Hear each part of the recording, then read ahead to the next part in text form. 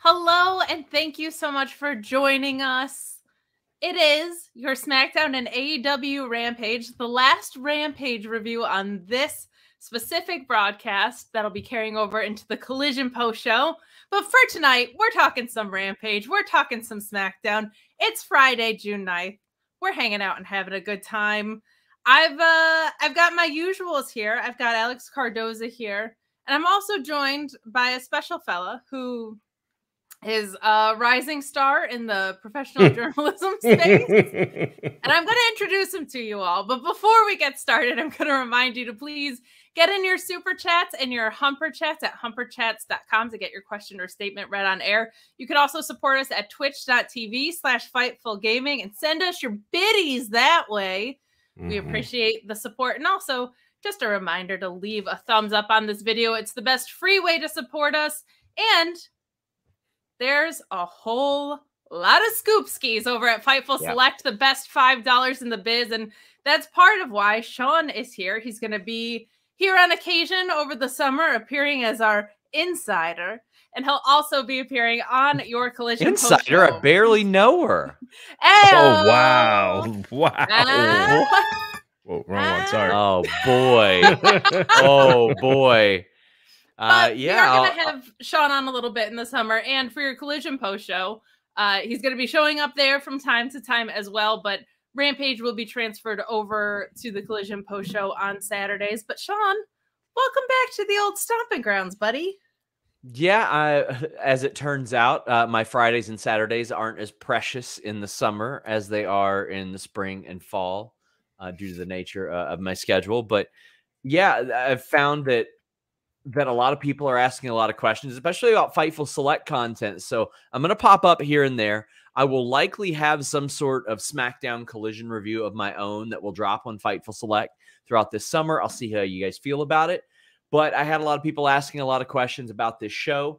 The title belts that have been popped up or been popping up both last week and this week. Last week, we broke the news that they had brought in the new championship for Roman Reigns, and that was happening.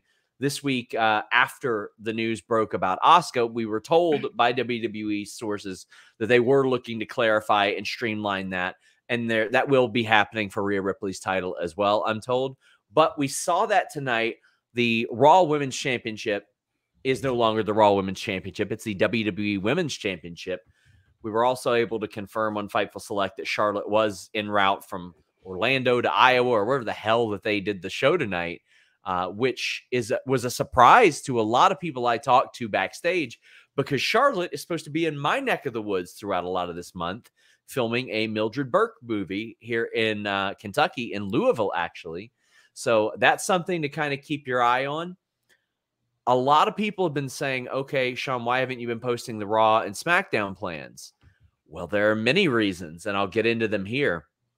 One, there are the changes that I keep mentioning, because we post an order. Like sometimes when you see these emerge, people will post the segments, but not necessarily in order. A lot of ours is, this is the order it's going to be. And so much of that has changed. And we had people say, of course they'll blame Vince. Oh yeah, I'm blaming Vince. He comes in, he's changed the order of a lot of things. And I think there might be a little bit of back and forth here. And I think there's maybe a little, and this is my hunch, not a report. I think what we saw on tonight's show was a little bit of chess, because when have you ever seen them announce this many things for next week, 2 weeks, 3 weeks away? Because a big thing of Vince's is he likes to deliver on what's advertised by and large, whether or not he advertised it or not, or it was somebody else. The tag team title situation, for the women, I've been told that's been discussed virtually since they were all drafted. Like, this has been in the works. This has been a plan for a while. But unfortunately, injuries occurred along this process. And there were speed bumps that happened along the way as well. Almost everybody has known those were snake-bitten titles from the jump, which is a bummer. But also something that we saw on tonight's show, Baron Corbin, Mustafa Ali, Fightful Select had reported last week, just because they're in NXT doesn't mean that they won't be on the main roster.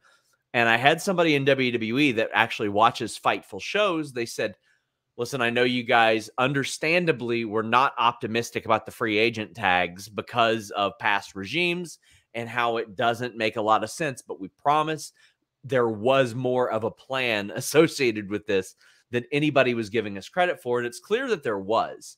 Now, it doesn't quite explain why, Dana Brooke is on certain shows or things like that, but they at least said, as it pertained to Mustafa Ali and Baron Corbin, there was a little bit more rhyme and reason to that, so to speak.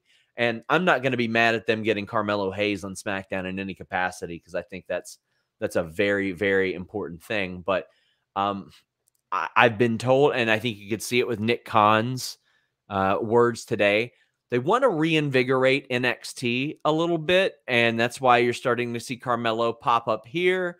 You're starting to see Braun challenge Seth Rollins, and you're starting to see Ali and Corbin go there. And back in the day, what I was drawn a line directly to when Titus O'Neil showed up in NXT back in the day and when Cesaro did.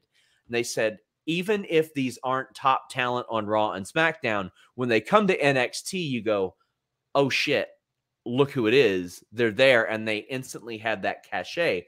Also, you want your kids in NXT to work with the Baron Corbins and Mustafa Ali's to get better, and you go up to Mustafa Ali and Baron Corbin, who have worked with absolutely everybody, and you say, is there any hope for this person?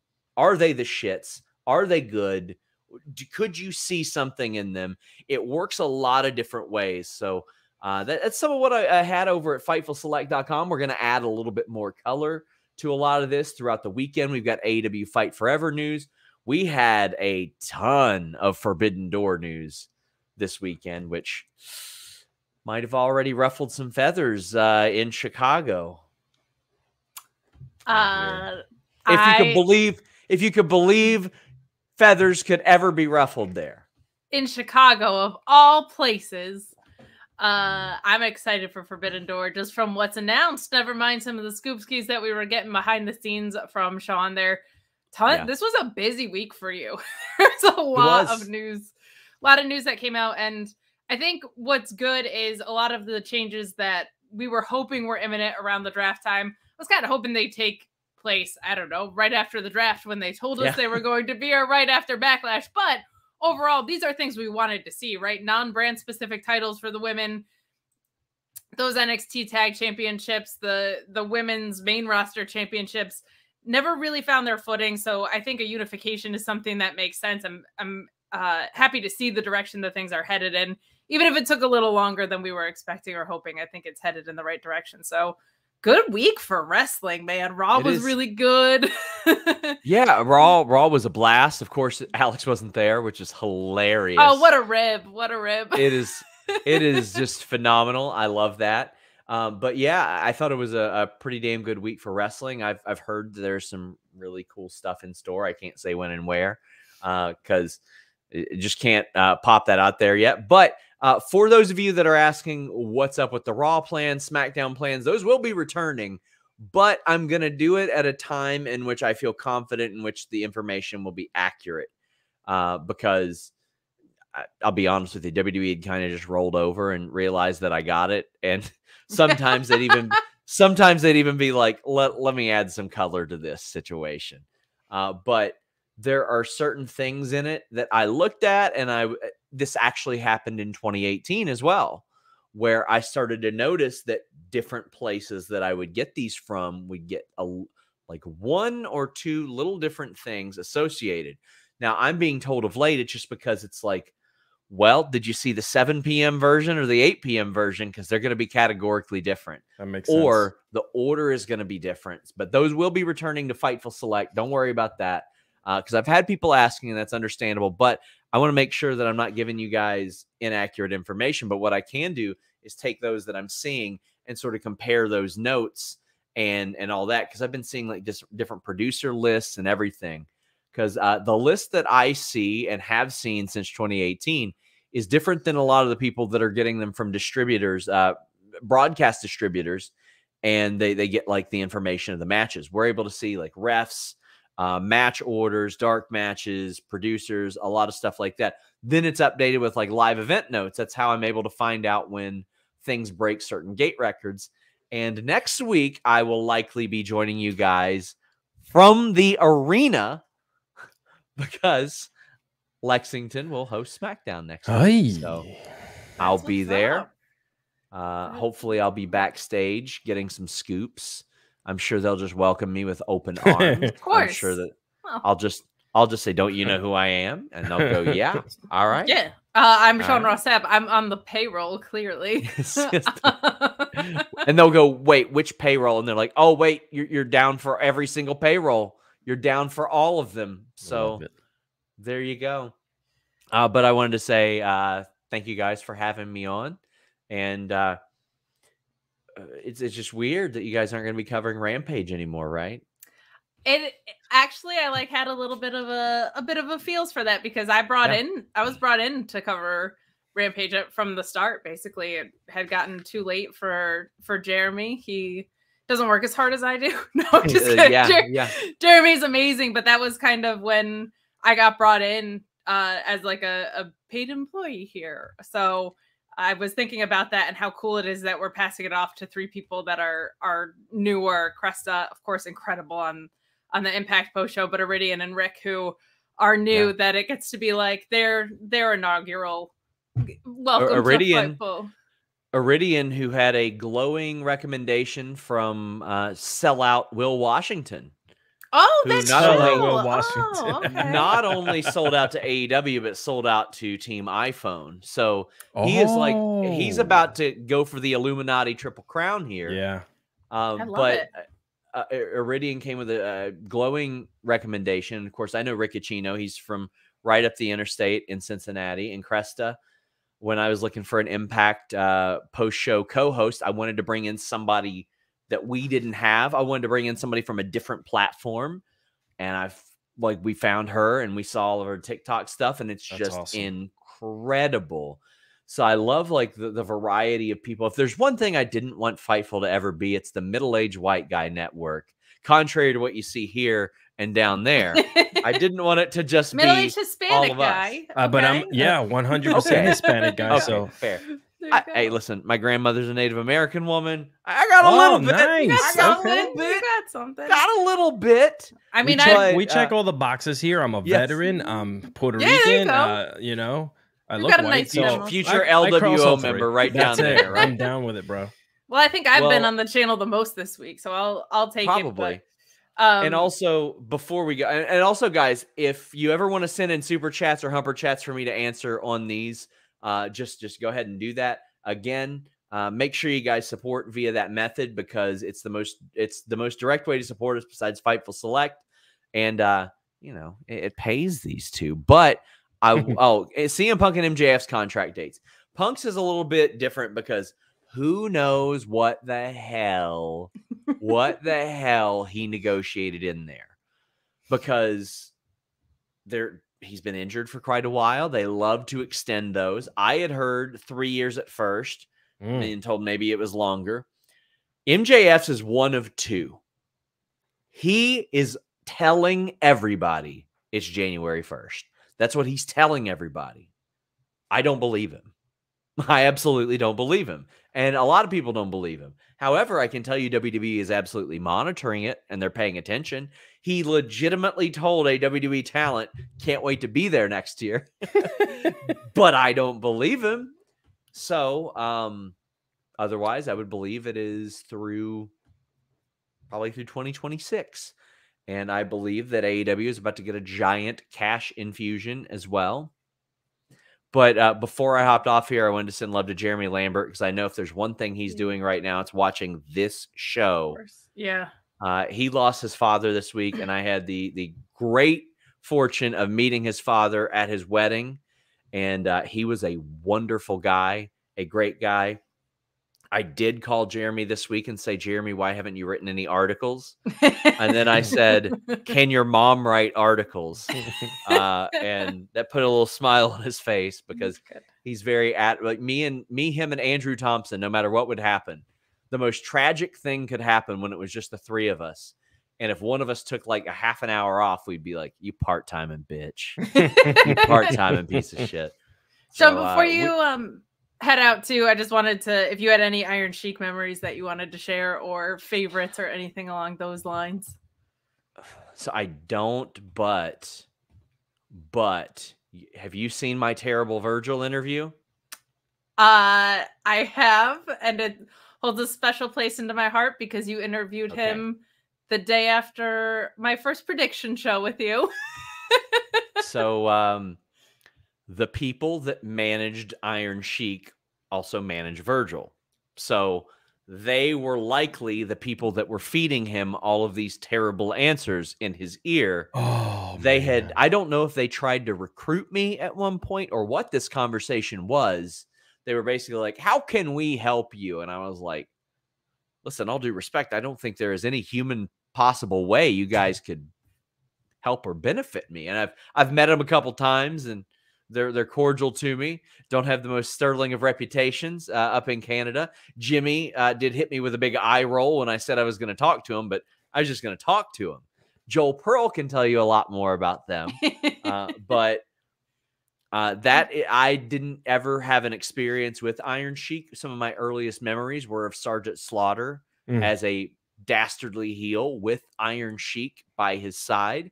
So that's about the extent of it. And then, of course, the Twitter interactions. And, well, okay, I guess this would count. Hold on. Let me pull this up. I was just also looking for on-screen memories, but at the very least, we can hold a grudge against Hulk Hogan today as a tribute. I can share with you these DMs from absolutely the Iron Sheik, not anybody running his account or anything like that. This is the type of stuff you would get from that account, which includes this. And then this, which is slightly a little bit more in character. Yes. Yeah, absolutely the Iron Sheik and not anybody else under any circumstances was that. That was him. He was ready to teach me the camel clutch. There you go. My God, guys. But thank you all for having me on. I greatly appreciate it. Thank you, sir, for coming on and sharing the good stuff. Yeah. Some more stuff on the way. I uploaded a bunch of intros, Kate. Start using them. Okay, Sean. Will do. Wow. Ladies and gentlemen, the great Sean Ross. Aggressive. Use the damn intro. Comes on here. What's a business quarter, Sean? A business quarter. Wow, yeah. Nah, it's good. I always love it when Sean pops by. I got to stream with him on Monday because Denise was out, and we just had so much fun. It's fun to be on screen with him. I've been on screen a lot, so if you don't like me, I apologize. It's been a very busy week for me at Fightful, but lots and lots of news at Fightful Select and more to come, guys. There's a ton of contract news on the way. Questions like the super chat we got with MJF and CM Punk's contract news on Fightful Select. There is a Q&A where you can ask those questions, and he'll try to do his best to track down the answers in text form if he doesn't have them, or answer those questions if he does. Really great way if you're just curious about something. But we are going to dive into SmackDown very shortly. And we did just want to, I'm just going to acknowledge it all month because it rules that it's Pride Month. Happy Pride. Fightful is for everyone. Wrestling is for everyone, including the sour man that is back from vacation. This is going to be the longest stream of our lives. Is he gone? So who is he you speak of? I couldn't do the thing at the beginning. If he's going to be there, just going blah blah blah blah blah blah blah blah blah. Jeez, guy. Yikes. Anyway, how's it going? Good. How are you? Welcome back from vacation, buddy. I'm terrible. How's everybody else doing? Terrible. What are you doing? Are you hanging out? I don't know. I'm just decided to drop by. Everybody loves what do we call ourselves? AKA. The AKA. Everyone loves the AKA. There it is. See? Team AKA. I thought I'd hang out for a little bit and then let you guys do whatever you're gonna do. Okay, I didn't know if you had anything specific you wanted to come in hot on, so that's why I asked. I like to hang. You know, I like it when you hang out too. It's a Friday. We're just gonna hang out. Friday. Friday nights are fun. Friday nights are fun. Friday nights into Saturday nights are even funner. Yeah, well, we're going to be starting at 10:10 starting next week, so I am excited. Guys, I did just want to call out, too. We got a couple of chats about Impact, which it sounds like they had a really great show, which is fantastic to hear. A lot of great wrestling this week, man. This was a strong week across pretty much every promotion, but if you want our thoughts, we can give them to you on this, but there is an Impact Against All Odds post-show that's happening on Fightful Overbooked that it sounds like Impact actually shouted out, which was really cool of them. Alex, sorry to bury your face, but Sheldon Jackson saying wanted to get y'all thoughts on Alex Shelley becoming Impact World Champion tonight against all odds, along with Chris Sabin becoming the 9-time X Division champ. I did not know Alex Shelley went over, so that's awesome. Chris Sabin is incredible, so that makes me happy, and for him to have that title. We're big fans of Alex's here. Yes. Huge fans. Huge Alex's fans. If your name is Alex, we're a fan. Golly. I'm not super up on the Impact product. I follow it the best I can. How dare you? I'm literally watching ROH and the hell do you do Thursdays? I'm just kidding. But I do try to stay up to date on it, and the X Division is something that's becoming really, really cool and special. I'm going to the All-Star Super Junior show for New Japan that's going to be in Philly, and this multiverse show is on the back of that. And so I'm going to stick around because it's the same venue the next night. I think Sean's going to be coming out for that as well. But Tanahashi's going to be there. I think they announced that tonight, which is just incredible. So that wrestling landscape is super, super fun right now. And even the Sour Matthew Plus says, Punk back, Collision starting, eliminating Raw and SmackDown specific titles, elevating new people in WWE. A wrestling boom. Let's bat 1,000 and fire Katie. Buddy, you got a long way to go. Can I just say something? Of course you can. I don't know if you guys remember to before 2019 came around, you know, wrestling sucked. It was bad. It was in a bad place. And even after that specific show started late in 2019, it was still bad. For a while, even through the 2020 problem. But gosh darn it, when they say pressure creates diamonds and competition breeds better product and better whatever, if you are dumb enough to sit here and say, I'm tribalizing with either or, you're ridiculous. Because wrestling is having a ginormous boom. It's in the face of everyone again. It's back into pop culture. It's in movies. All of our freaking wrestlers are in movies. All of our people are on TV. That was my rant for tonight. I'm sorry. No, it was a showcase week. Raw was probably one of the strongest of the year. Tuesdays I didn't have Alex, so that whole episode just felt uncomfortable, but the in-ring was all right.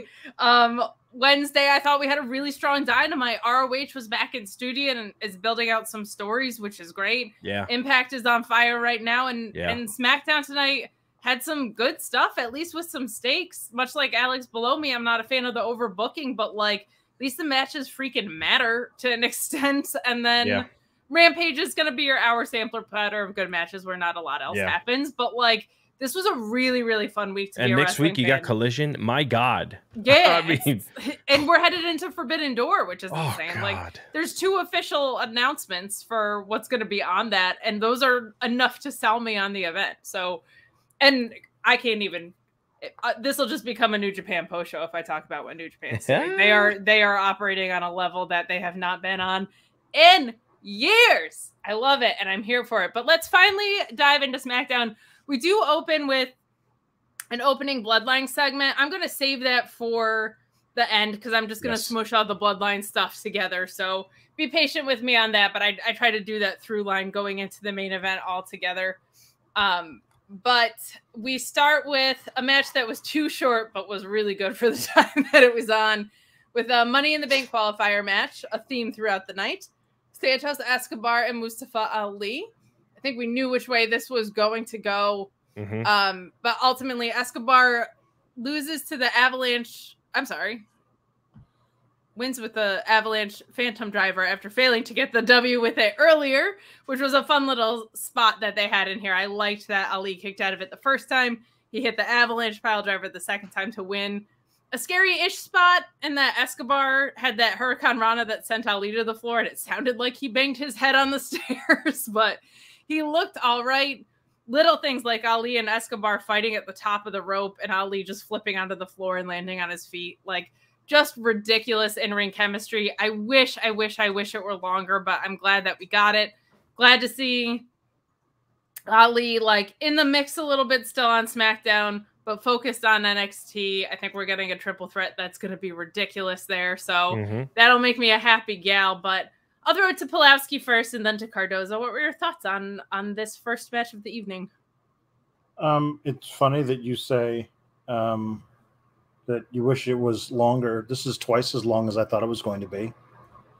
Like, I have such a low bar for my expectations that I'm like, well, you know, like, I mean, I thought maybe 5 minutes, like a good 5 minutes, but 5 minutes, just because at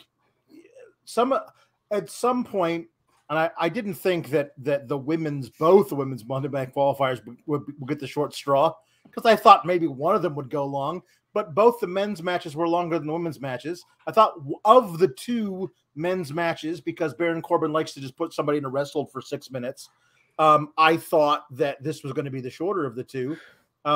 This was great for what it was, but the idea being that they, I think the downfall of these qualifying matches is that they love to just be like, well, we know who's going to be in the match itself, and so do you, by the people that we've decided to pair them up with. Like, we knew that Mustafa Ali and also Baron Corbin are doing something in NXT, and they're not going to be in the match.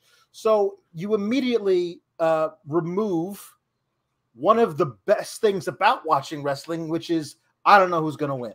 I know it's going to win. So I'm watching it. It's a lot of fun, but you're just like, how are they going to have Santos go over? As opposed to, is Santos going to go over? For some people, it's a very slight difference. For me, it's a huge difference. Sure. But I loved watching the match, and I love Santos. I'm really excited that he's going to get a chance to show out at the Money in the Bank. Also, I don't think there's a chance in hell that he's going to win the match or that Butch is going to win the match. But they're going to do great stuff in the ladder match. So that's cool. It does feel like I'm torn between, let's elevate all of these up-and-coming mid-carders by putting them in the Money in the Bank match. And also, could we get some stories to go along with it where you think there's a chance one of these dudes might win it? Like, I'm going to be so happy when Pete Dunne gets that ovation in London. We'll talk about that match later, that he beats Baron Corbin. Spoiler alert. That's going to be an awesome moment. But nobody believes Butch is going to win the Money in the Bank briefcase. You know, so like, that's a problem. If you were doing something with him in a storyline capacity, all of a sudden, well, if this guy wins it, then he'll do this with it. But if that guy wins it, then he'll do that with it. Those are always the most fun. And I want that for this. And I don't think, unfortunately, we're going to get it. But this match was dope. Yeah, when I say that I wanted it to be longer, in my heart, I want it to be like a half hour long. So that's kind of where I'm at. But I hear you. The telegraphing of who's going to be winning, that does create like an air, especially with something with Money in the Bank, because there's so many possibilities to buy in. For me, I knew Santos was going to win, and these guys are both kind of working face right now too. Yeah. Money in the Bank really shouldn't go to a face, so I also kind of resigned it in that way of like, it's probably going to be a heel that wins. I'm hoping it's LA Knight. But Cardozo, what did you think of this match? You know how I am about Santos. I think he should be brought to the moon. I mean, like, if you're talking about creating new stars, which it looks like WWE has really put their money behind as of late, and really pulling the trigger on a lot of these wrestlers who kind of were just not doing much. Man, do I hope and pray and wish that he did? Yeah, but you know, we'll get to that bridge when we cross it. But I thought it was great pacing. You know, I agree with that statement with with Mustafa Ali being in NXT and whatnot. Like, you know, even when Cole mentioned, like, you know, he's trying to go for the North American, whatever he said, title down there, blah, blah. I was like, well, you just gave the hint that he's not going to win, you know? But yeah. Sure. I think you're right, though. It is nice to see. I'm kind of with both of you, like Cardoza saying that these people are finally getting a spotlight and they're running out of time to make new stars. But I hear you too, Pulowski, of let's get some stories behind it to make it special. Like we're going to talk about Austin Theory later, but May and Santos Escobar defeating Austin Theory would be real fun, or something in that vein. Like, Santos is one, especially with him working face, that it doesn't take a lot to heat him up. So I also would understand not putting the briefcase on a guy where it's just like, oh yeah, you give that guy 2 weeks in a small build and I'm rooting for that dude immediately, right? So I'm with you. I'm with you in that the overall architecture of it would be nice if there were more places to buy in, but for this match, with them both being kind of face-ish right now, I'm also okay with it. Bacon Space sending in a nice donation. We appreciate you doing so. Motor City Machine Guns take over of this a little bit. We'll take it. Chris Levi saying that Impact Show was good too. Both Motor City Machine Gun guys are champs. That is really cool. That is really cool. I got to see them at New Japan Strong in DC, and they're just such a special team. It was like them and Okada and Tana and Aussie Open, and I think they dropped the belts in that match, and they just, as a unit and as individuals, man, they know what they're doing in a wrestling ring. I think Chris Sabin is probably one of the most underrated workers of this era, where he's been kind of tucked away in Impact and never really had his chance to shine, but hell yeah, that boy can wrestle. So we will take it, but we will also move along to the Spooky Scottish Witches and the MMA Horsewomen, as has donned them. Not like the best segment in the world, but probably the best outcome you could have gotten. You have the NXT Tag Champions here. Alex Pulaski already bearing his hands. But I think we're headed somewhere good with this. And a couple of things that I did like. Overall, a little bit clunky on the delivery. Nobody really knows who Isla Dawn and Alba Fire are. And I feel like other than a couple of vignettes with creepy candles in the background, they haven't necessarily done a great job of communicating the value to who they were in NXT. One thing that did make me laugh as someone that covers NXT on a regular basis was Wade Barrett saying, they went through that division so much there isn't even really a division left down there. Had me howling, and that was both extremely accurate and not like the best thing to say about your product, but nonetheless, we get them kind of talking about their big NXT title win barely until they are cut off by Ronda Rousey and Shayna Baszler.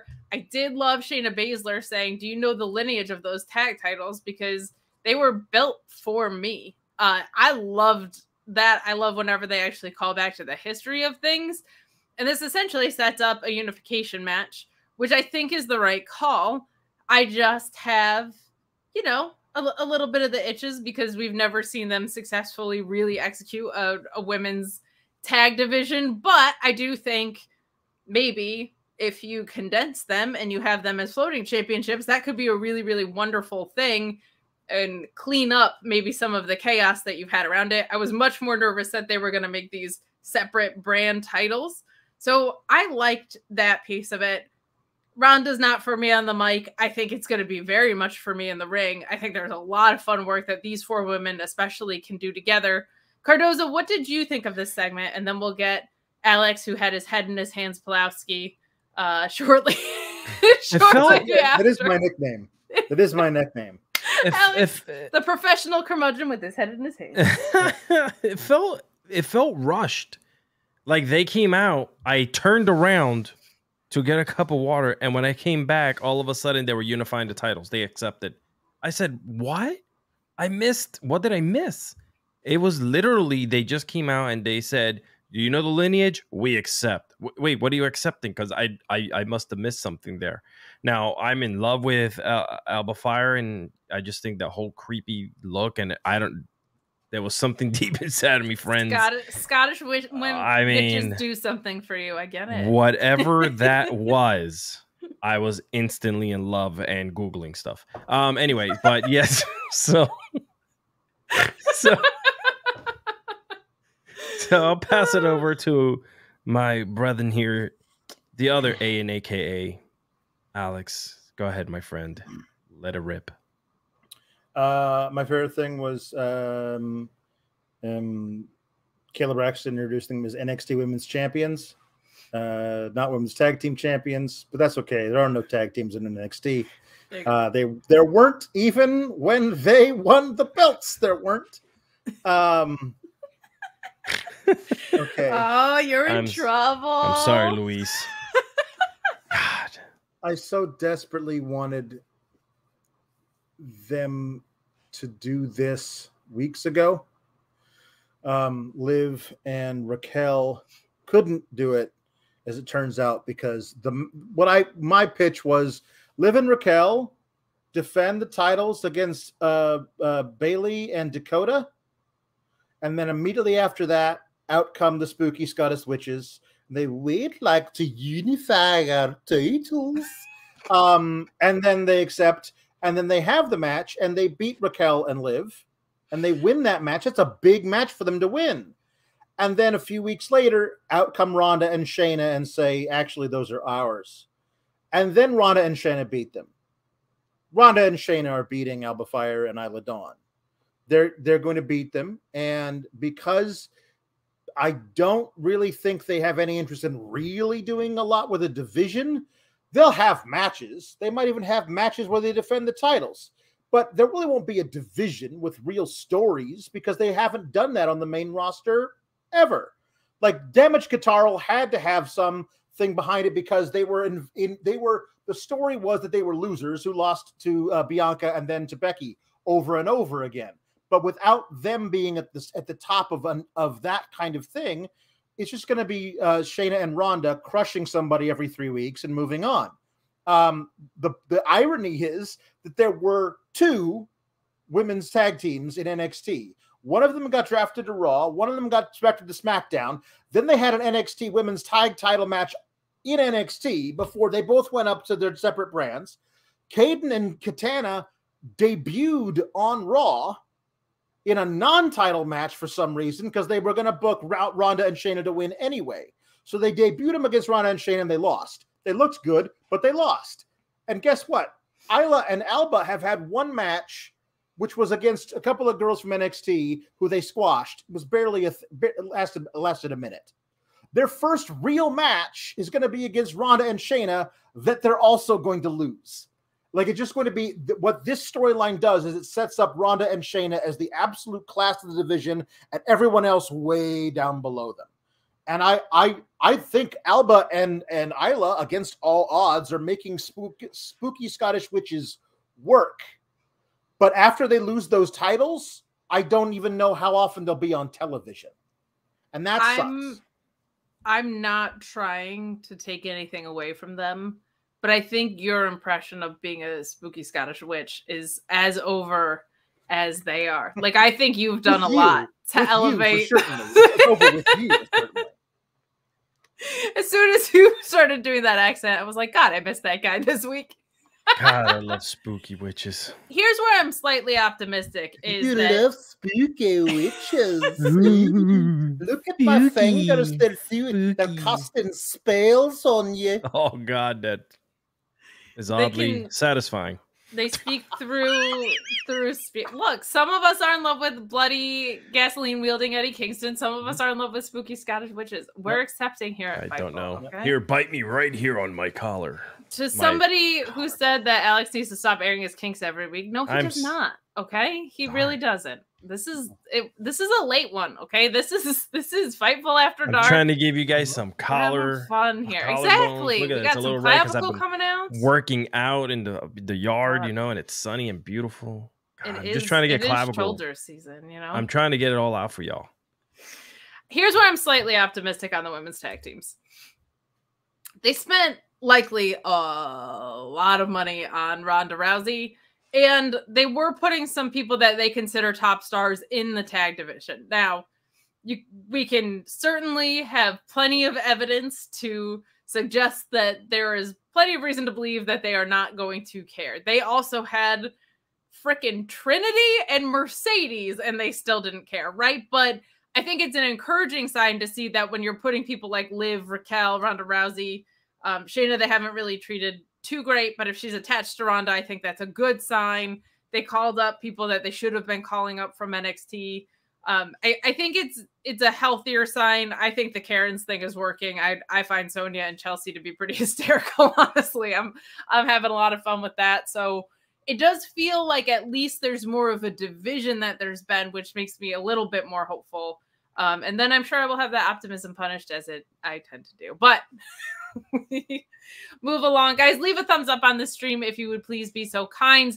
Get in those super chats and humper chats if you would like to talk about anything. There was a lot to talk about tonight on SmackDown. We had some fun stuff. We're saving that bloodline through line till the end, and we're gonna move along here to Bayley and Io Skye, or Bayley with Io Skye, not but versus Michin.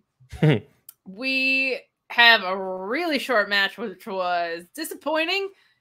AJ Styles was on commentary, and I don't think he even had time to truly provide any value. It was like he didn't even have time to say anything that was helpful. The only thing he provided was, ref, she's grabbing her hair, ref, and that's it. That was about all he had to say, but Bayley winning with the rose plant here. This was too short. That was a bummer because it feels like by putting Michin in the Bullet Club, or Bullet Club Light or whatever this is, the Good Brothers and them, like it feels like she was starting to find a place and feel important. I don't like her legs getting cut out from under her here. Bayley was obviously going to win. It seems like they're setting up a pretty obvious through line for that Money in the Bank match with what we get with Io later. But just wish they had given this some time. Other than that, I think it's fine. Always good to see Bayley in action. Always love references to Michael Cole and Bayley's tenuous relationship. They are never allowed to be on different brands ever again. Nope. But this was just too short, but perfectly suitable, I guess. Pulaski, what do you think?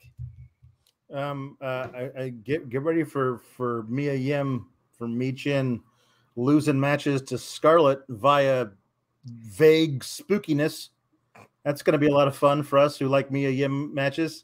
Also, AJ, just poor AJ. Like he gets put in the World Heavyweight title match with Seth Rollins that nobody thinks he's going to win. Apparently, the match was really good. You told me it was. I believe you. It was great. I didn't watch it. It was great. But he lost it, and he's back on SmackDown, and he's still saddled with death on wheels, Karrion Kross, who's an absolute disaster with everybody he touches on the main roster.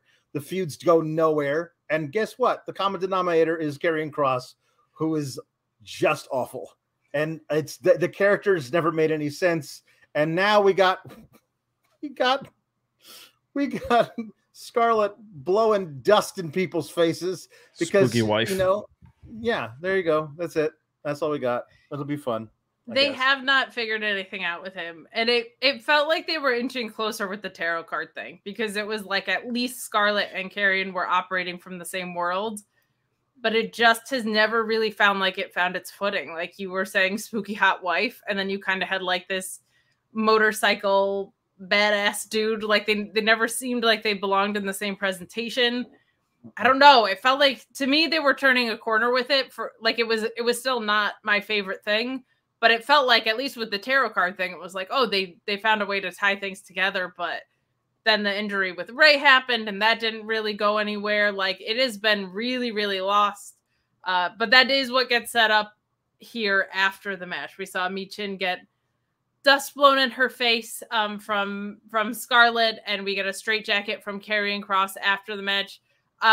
Cardozo, what did you think of the match between Bayley and Michin, and then the angle that came into play after it? Are you excited to see Karrion Kross and AJ? No.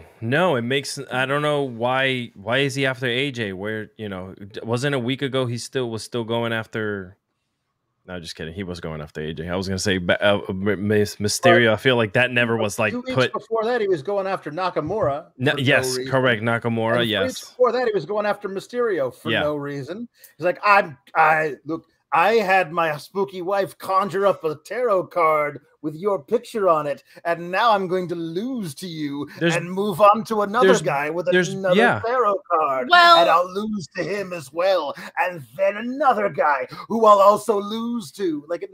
Nothing happens. But they did set this up kind of before the tournament. That was the issue. Was like they hinted at Cross and AJ, but he had this tag title match first, right? So it was like ill-timed in that it felt like I'm imminently coming for you, but it's gonna be like actually 3 weeks because I have to wait for you to lose to Seth Rollins. So part of that is the creative on just like the timing of it. I want it to work for him. I really do. I want nothing but success.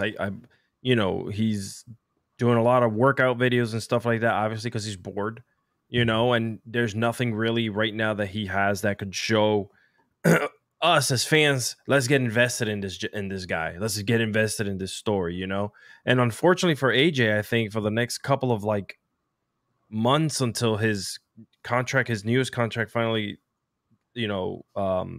retires him, we're going to be seeing a lot of this, unless they decide to put him up on another feud for the belt, which would, at that point, why would you do that? Let's continue elevating the young talent that you're putting a lot of time behind of, you know what I'm saying? But other than that, I mean, great. We'll see where Mia Yim ends up after this, the whole OC club, whatever. I don't know. It's just, it seems a little bit messy right now for me. MD Cyclo asking what happened to the hourglass. Well, Drew McIntyre pointed out that hourglasses don't go tick-tock, and that just about ruined that for, I think, everybody. You should carry around an alarm clock, or just like those old like that your grandparents used to have, those like little tower ones. I don't know, man. I don't know.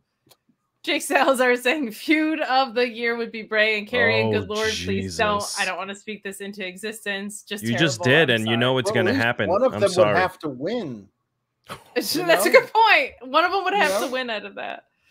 That is true. Call Me Crazy saying, interesting, only one star is in Money in the Bank. The combining of the women's tag belts 3-brand crossover. Now we need a mid-card women's title. I said on Monday, because we got asked that as well. I would like to see them establish the tag division before introducing a new belt. I would love a women's intercontinental comparable belts. I don't have any faith in them to book that out right now. I would like to see them get a little bit more established before bringing that in, but also saying where they need one of those is in NXT, where they've taken away the NXT tag division, and there's always singles women can fight each other for stuff. Like if you're going to have Tiffany Stratton at the top, I mean, there's Gigi Dolan could carry that for a little while, the Intercontinental title down there, and they can do stuff with her. If you're not going to put her at the top of the card, then there's women. There's enough good women in NXT to do something. There's a lot. There's actually.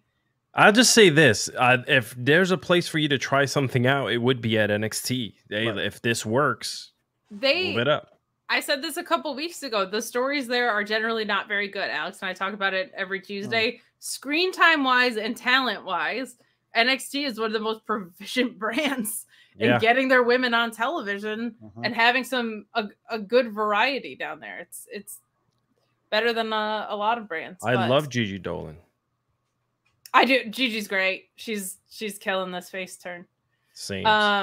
We're gonna come back to the rest of that chat in a minute because it pertains to other things in the show, but we get what was an interesting little attitude from Bianca Belair backstage. I like where this might be heading. I gotta say, I also really like Adam Pearce as an authority figure when they let him be smart. This guy just, I think about that promo he cut on Ronda Rousey about how difficult his job is pretty frequently. And tonight, I love when he's like, all I want is one normal championship belt reveal without interference for Asuka. When he leans into this, just I am fed up with my job stuff. I love it from him. I wish they would let him be a smarter authority figure than he is, but what he does with it, I really like some of his work. And he killed this segment for me. And I think we might be getting hints of a Bianca Belair heel turn. We're going to talk about what comes into play later. But he just basically says he wants a normal day at work. And Bianca, you can have your rematch. All I'm asking is just don't interrupt tonight. I didn't see what was happening next coming out of this, and I gotta be honest, I don't really hate it. Bianca agrees. She says, since you gave me my rematch, I won't interrupt. Asuka goes out. She gets her new belt. New belt is fine. I'm not someone that gets, even though I have this book here. The big gold. I love this book and I love learning from it, but I'm not someone that gets, I'm not too hung up on title designs. It looks like the men's one compared to where some of the women's designs have been before. Fine. It's not the prettiest belts in the world. I don't care. It's not hideous and it's not brand specific. I'll take it. What is the other one going to be called then? I'm guessing we'll get a universal women's title on, or heavyweight, I guess. Super original. But it's like, look, it's better than frickin' divas. Like, as no, I know. They as a woman, like I appreciate it. They should be equivalent. There are levels of sucking. They can't not suck. Like there's this level of how much they don't suck. But here's the thing: I like that the women's title looks like the men's. Carbon copy looking belt of the men's, except for it's white because virginity, over black because men are hard. Whoa. But the exact same fucking logo, like the white thing has always bothered me because it's just so obvious. It's just so fucking obvious. No, because the Intercontinental title was white. Is it better to have belts that look lazily the same than a red one for Raw and a blue one for SmackDown? Yes, it's better. But is it good? No, it's not good. Like the thing is, it's not good. It's just better than something that sucks horribly. And that's my problem with this belt. Do I care what the belt looks like? No. Did I want it to look something different than the brand new one they gave to Roman? No. They made two identical face plates and put one on top of a white belt and the other one on top of a black belt. Like there's no originality there whatsoever. I like that it looks equivalent to the men's ones, to be honest. I really do.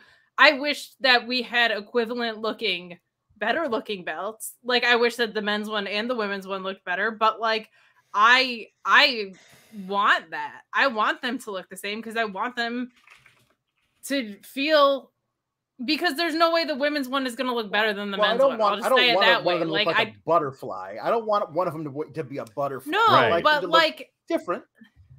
But they should feel like equivalent belts. Like I like that about it. I don't want the IC title and a women's belt to look the same, or the IC title and the world heavyweight one to look the same. But I want the men's ones and the women's one to look similar, maybe not carbon copied on different belts, but I want them to look mostly the same because I want them to feel the freaking same. And there's no way that the women's one doesn't.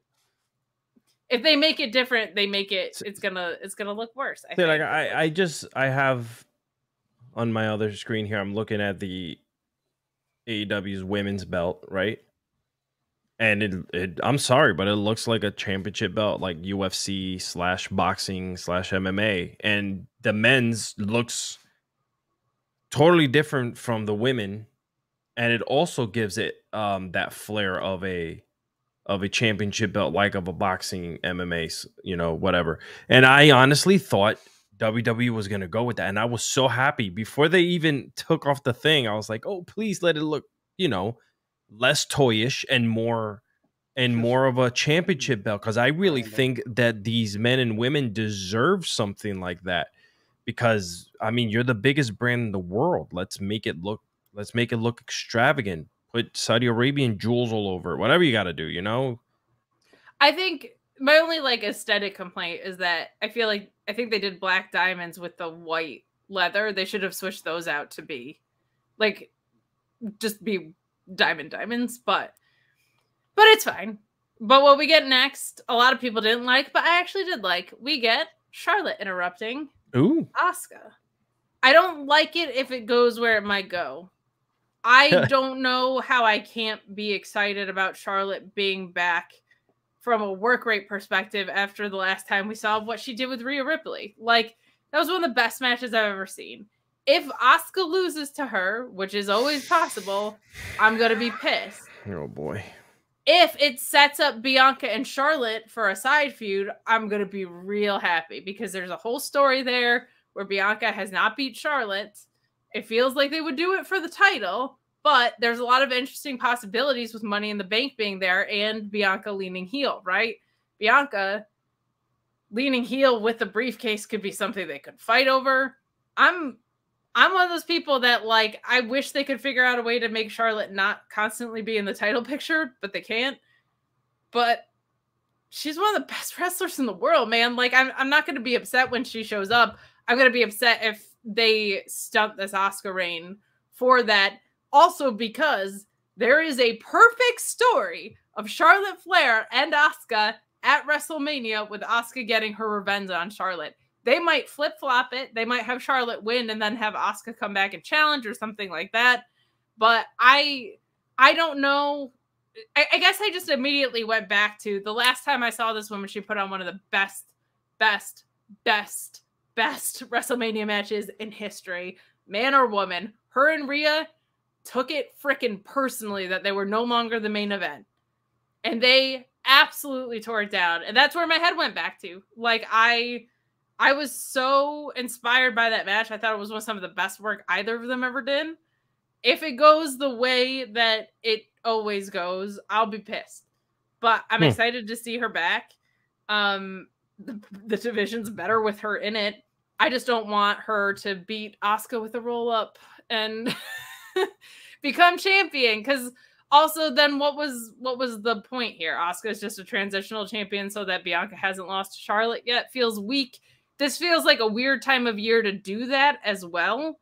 But for tonight, like there's no way Bianca and Charlotte wouldn't tear it down. Bianca and Asuka had great matches. Charlotte and Asuka have great matches. Like, for the possibilities of the in-ring we can get, I'm excited. I try not to judge creative I haven't seen when I can. I'm trying to do that here. Let's clear Pulowski's out of the way because when he doesn't have his head in his hands, he has it leaned back. And he went further away when you started, by the way. That's crazy. My fears are the same, but I'm excited for if they don't do that, what it could be. The match between Rhea and Charlotte was great. There's no, I won't say anything about it. Bad. It was great. The build sucked because they can't tell stories with Charlotte. They can't. They refuse to. The only story is she champion? Yes or no? If not, make her the champion. That's the only story they tell with Charlotte. That's it. That's all the story they have. So that was frustrating because they had extensive history too. Like, that was just lazy. So, but I'm saying like the self-parody that is Charlotte's existence on this fucking roster. That when Ronda just has Raquel Rodriguez's best match on the main roster, somehow with Ronda Rousey. I don't know how that happened. But Ronda wins. And then Charlotte just walks through the door and says, I want a shot at that title, and I want it now. And Ronda is enough of a big dummy to say, okay. And then she beats Ronda in 2 minutes. Like, the self-parody of, I just walked in, I want a title shot, you're going to give it to me. And then they script Ronda to say, okay, and then she wins the title is ridiculous. And I thought it couldn't get more of a self-parody than right now, when they literally did a segment of Adam Pearce promising Bianca she was going to get the next match versus Asuka. You're going to get your rematch. Don't worry about it. And Bianca had to verbally clear it with him like 3 or 4 times before that segment ended. And then she's like, okay, fine. I won't ruin her little thing, but I will get my revenge on her later. Fine. And then Charlotte shows up and goes, I want a match for that title, and I want it immediately. I'm at the front of the line. When When Pierce goes, whoa, whoa, whoa, whoa, whoa, whoa, whoa, whoa, you can't just jump the line. Line? What line? I am the line. Like, yes, we know, and that's the problem. I will say this, the idea of Bianca turning heel, I've always been a proponent of. But if they think they're going to turn Bianca heel against babyface Charlotte, they have no concept of what the audience is going to do to react to that. It's just never going to happen. They tried turning Becky heel on Charlotte a few years ago. That didn't quite work out for them. I think the same thing's going to happen if they think that Bianca's going to get pissy because Charlotte jumped the line and Charlotte beat Asuka for the title. And then Bianca costs Charlotte for the title because we watched Charlotte literally cut in line ahead of Bianca. And Bianca should have a problem with that. If they script her to cost Charlotte her match versus Asuka, and we're supposed to go, oh, Bianca, that wasn't very nice of you. Boo, Bianca. We don't like you. No, we watched Charlotte do the exact thing that Bianca's pissed about. This was all a problem just from the very beginning of this whole thing with, if Asuka had beaten Bianca at Mania, like we all thought she would have had a bunch of defenses between then and now when Charlotte comes back. Now it looks like you took the title off of Bianca to put it on Asuka so Charlotte could have it. Like, well, it looks like they put it on Asuka so that you wouldn't have Charlotte beating Bianca off the bat, right? Like, they want to build out that story. I just don't want Asuka to be a casualty in it. I'm intrigued though, because I didn't think that they were going to have, because Rhea's been this heel that everybody wanted to cheer for, and Charlotte was not a face that people wanted to cheer for. I thought they were going to have to double turn then, and they didn't. Mm-hmm. But at that point, the women's division felt like it was in dire straits because that Ronda run was just not very good. And so when Charlotte came back, I think people were like, oh, thank God somebody that can work like really, really well and knows their way and is a ring general versus somebody who's been put in a ring general's role but isn't carrying it necessarily super well. So we'll see what comes of it. I don't know, man. I'm excited to see Charlotte back. I just don't want them to keep Charlotting everything. And I don't want them to hurt Asuka in the process. This has been the most fun Asuka run that they've done for her. But Cardozo, what did you think? I'm thinking about the fact that if they brought Charlotte back for a reason, right? Obviously, they're going to be putting her up on the limelight, on the pedestal. I just wish it wasn't this early on in Asuka's run. I wish they would have let Asuka, and I say this week in and week out, I sound like a broken record. Let these people, let these champions eat. Let them go through people. Let them beat some people up. I feel that by like immediately bringing in friggin' Charlotte like this, I only fear the worst now. You know, like sure. Where could this go? You're gonna bring Charlotte in, start a program with her for Charlotte to lose, and then what do you do then? Cool. If we build Asuka, that'd be great, right? Because now you showed, but Charlotte Flair's not built to lose like that, man. No. She rarely is. Well, the issue is just have Asuka defend against Bianca at Money in the Bank, and have Charlotte come back. If Asuka successfully defends against Bianca, have Charlotte come back and build them for SummerSlam. And if you have the right woman who wins the Money in the Bank briefcase, you can have this really interesting thing with Bianca still getting pissed because you know Asuka's going to win somehow with the mist at Money in the Bank in that scenario, and she still keeps getting pissed because she doesn't get a fair fight. And then there's this woman out there who's got a briefcase who she gets whatever she wants whenever she wants to chat. And Charlotte comes back and she says, "I'm at the front of the line." All of these little things get to incrementally build Bianca to getting more and more angry, and she can turn on the right person as opposed to on Charlotte, which is not going to give them the reaction that they want. I think it's going to be interesting to see what happens with Io in the Money in the Bank match. That too.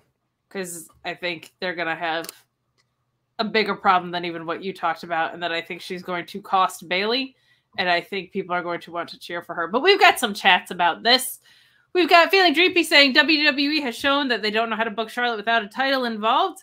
And if you were somebody who hasn't watched the show in a while and tuned in and saw Charlotte return and immediately challenge for a title, you would think it's a rerun. Yes and no to that. The first part of it's extremely true.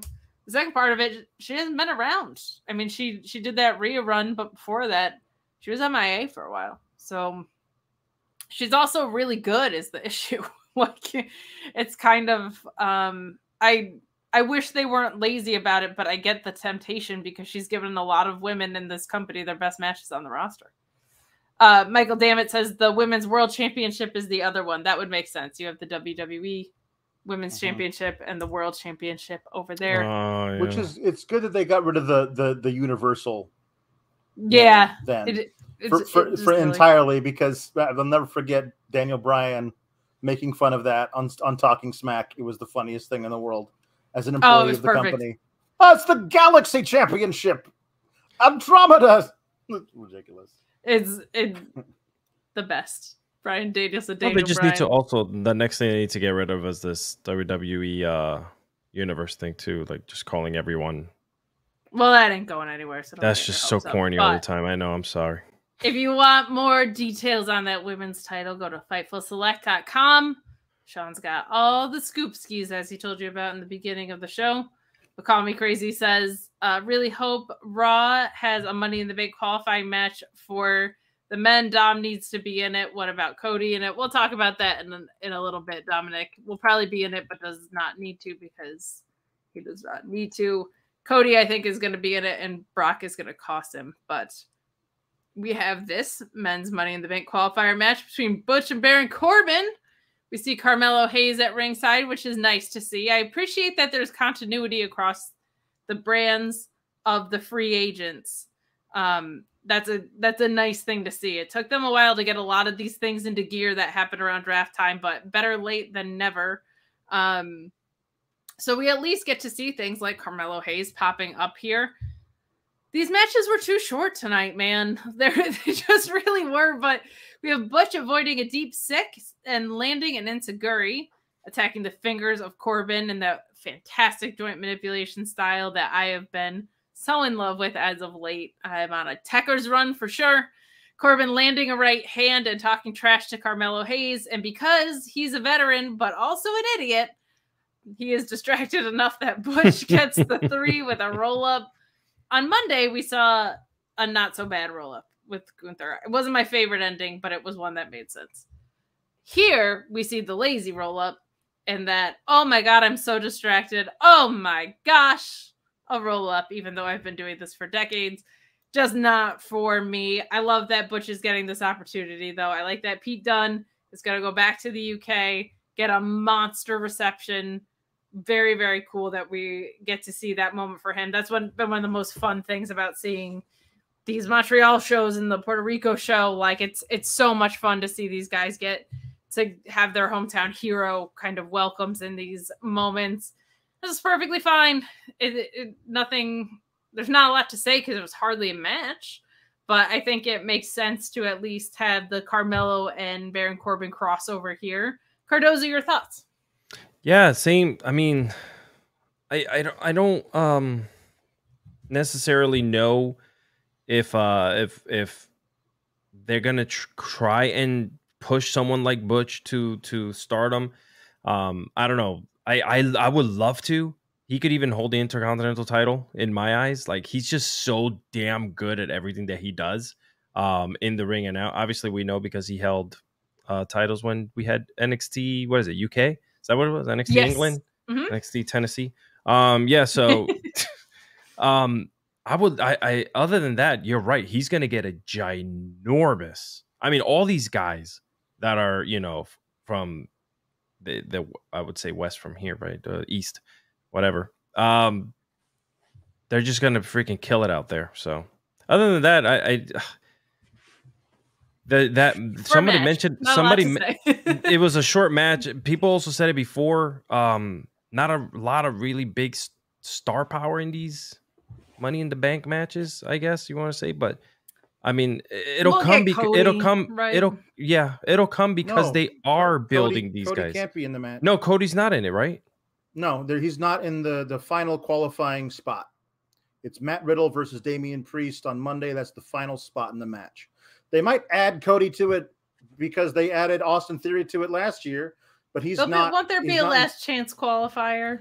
No, there are a number of silhouettes, and there's one silhouette that has not been filled for the men, and that match is Matt Riddle versus Damian Priest.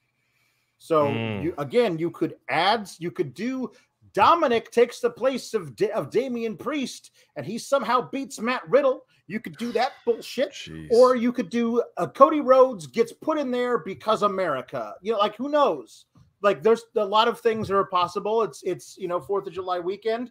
They might do that. But he's not in a qualifying match, nor is there a last chance qualifier. So they could add something, but according to what they have right now, it's not possible.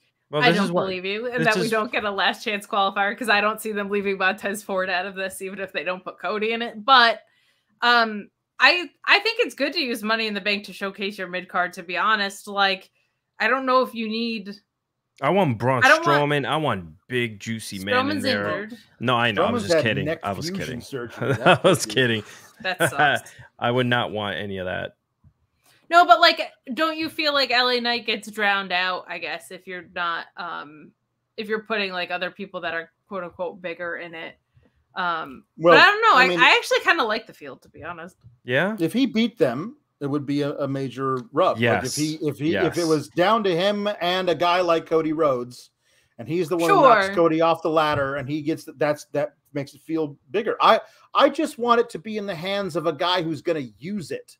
Yeah. Right. The thing, like, Austin Theory was a heel last year, but he was a weakling about it and ended up using it to cash in on a mid-card title during an open challenge. Thank you. And I was waiting for that. But LA Knight, would just like show up in the front row of every time there's a title match. He'd go to NXT and see what's up. Yeah. Like he will find the most I want another guy who's the ultimate opportunist. I want another Edge. A guy who's really gonna cash it in at the right moment and know he's got a good shot at the top title, not the least important mid-card title. So I hope it's LA Knight. Yeah. Well, I mean, obviously that's the one that we would all want to it's take the one, but we know fans want to. Well, we it's do know the fans want. We all know Dom is the one who's going to win it, so there's just no other. So at this point, he doesn't have an opportunity to be in the match. They could change things between now and Monday, but he doesn't have an opportunity. I don't think they will. I think Joel Pearl acting ass out of here with manifesting bad ideas. But I think we're in a new era, guys. We're not talking about the elephant in the room, which is that sometimes there's not enough money. Oh, this isn't my read for today. Oh, no. Wow. It's been a long week. I'm so sad. Jeez. Oh, no. What's wrong? What's wrong today? I don't know. You know what? It's almost like my brain is completely offline and there's nobody protecting me. That's what it feels like. Oh. It kind of feels like my whole thought process around my segue was just like untraceable. Kind of feels like my brain wasn't online on any device and it wasn't protected on my cell phone. My router wasn't protected. My laptop's not protected. But darn it, if I didn't just turn this segue botch around to tell you guys all about NordVPN. NordVPN.com/FIFO brings you the fastest VPN in the world, the ability to change your virtual location with just one click, and online threat protection that blocks you against malware, annoying pop-up ads, and so much more. And they have several tiers for you. That way you can get what you want. You can get 4 months free and a 30-day money-back guarantee with NordVPN.com/Fightful. Maybe you want to order UFC pay-per-views, but don't want to spend so much money. Maybe you miss AEW Plus or WWE Network or something like that. NordVPN.com/Fightful allows you to change your virtual location with just one click and gain access to those things. Get that geo-blocked content. Make sure you browse safely and securely. NordVPN.com/Fightful makes your browsing experience and just your life experience much more versatile. 4 months free and a 30-day money-back guarantee. NordVPN.com/Fightful. Yeah, you did turn that around. I did. I do want to say one more thing. It's just kind of hard sometimes to like. WWE gives us these like super short matches like they just did before with Butch, you know, and it's just like as people who talk about these things, like there's just so little to say. Great, he's gonna receive a great pop.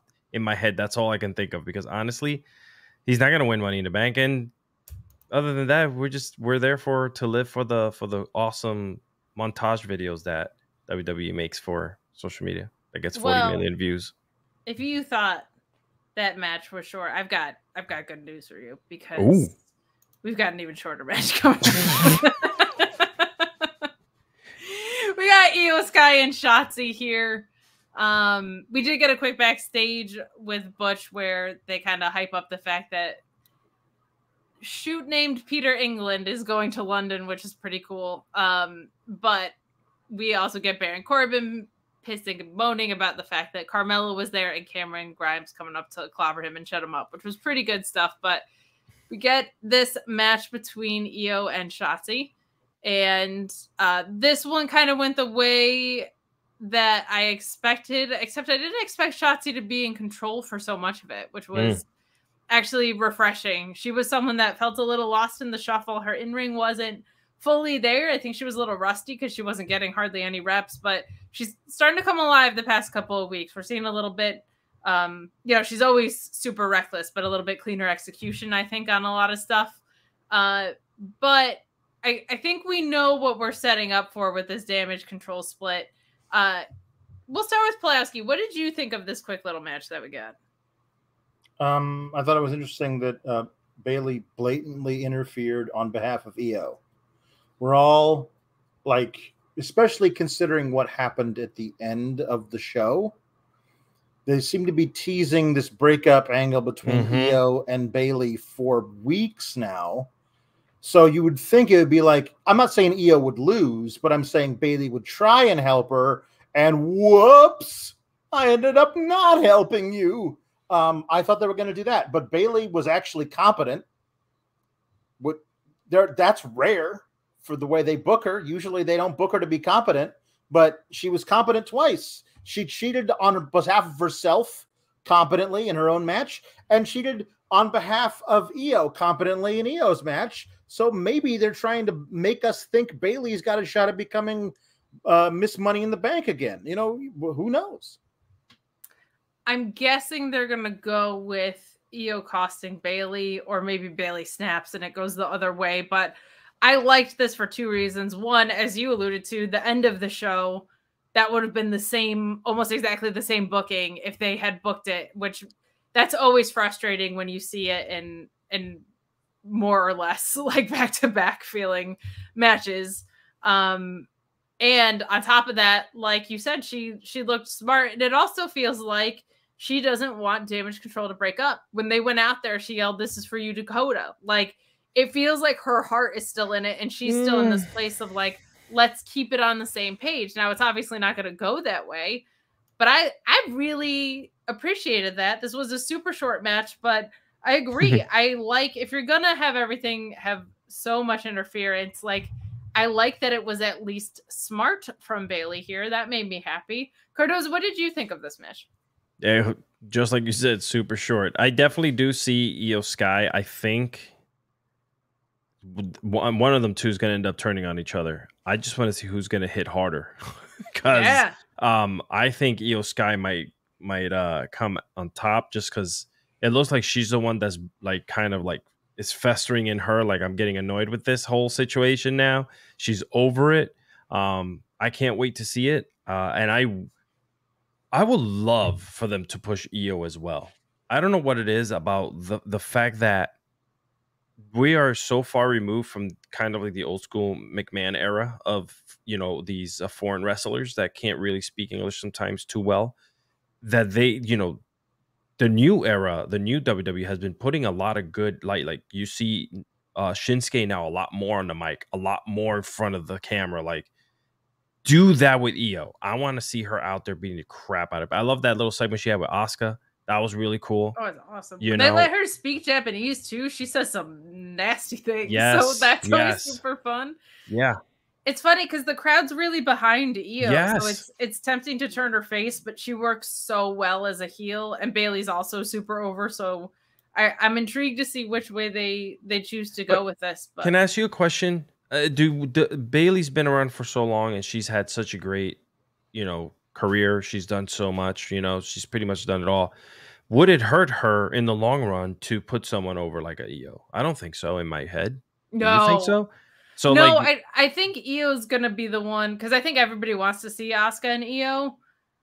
Asuka is like, she's one of these heels that are getting babyface cheer pops in the beginning, but then she's out there using the mist, right? yes, yes. Io historically has been, she's just like a hilarious heel because she hates everybody. Like, she hates everybody, even people she's friends with, she hates. And it rules. But the pop that she got in Puerto Rico was out of control. So Yes. I'm intrigued to see where this goes genuinely, because I don't know if there's a wrong way to do it creatively, but I don't think there's a wrong outcome for who you put on the face or the heel side of this.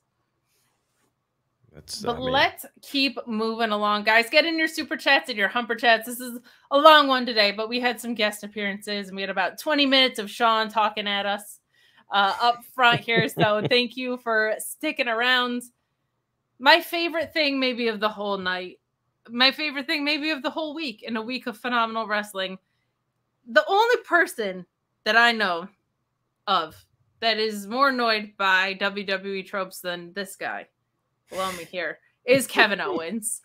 Kevin Owens absolutely losing his shit the past couple weeks on essentially WWE tropes cracks me up. He lost it with Imperium and the music, and that's not how things work around here last week. Monday, he kind of lost it on some storyline stuff, but today he said, Kate, I know you hate this revolving door promo, and so do I. Everybody is standing too close to me. Get away from me.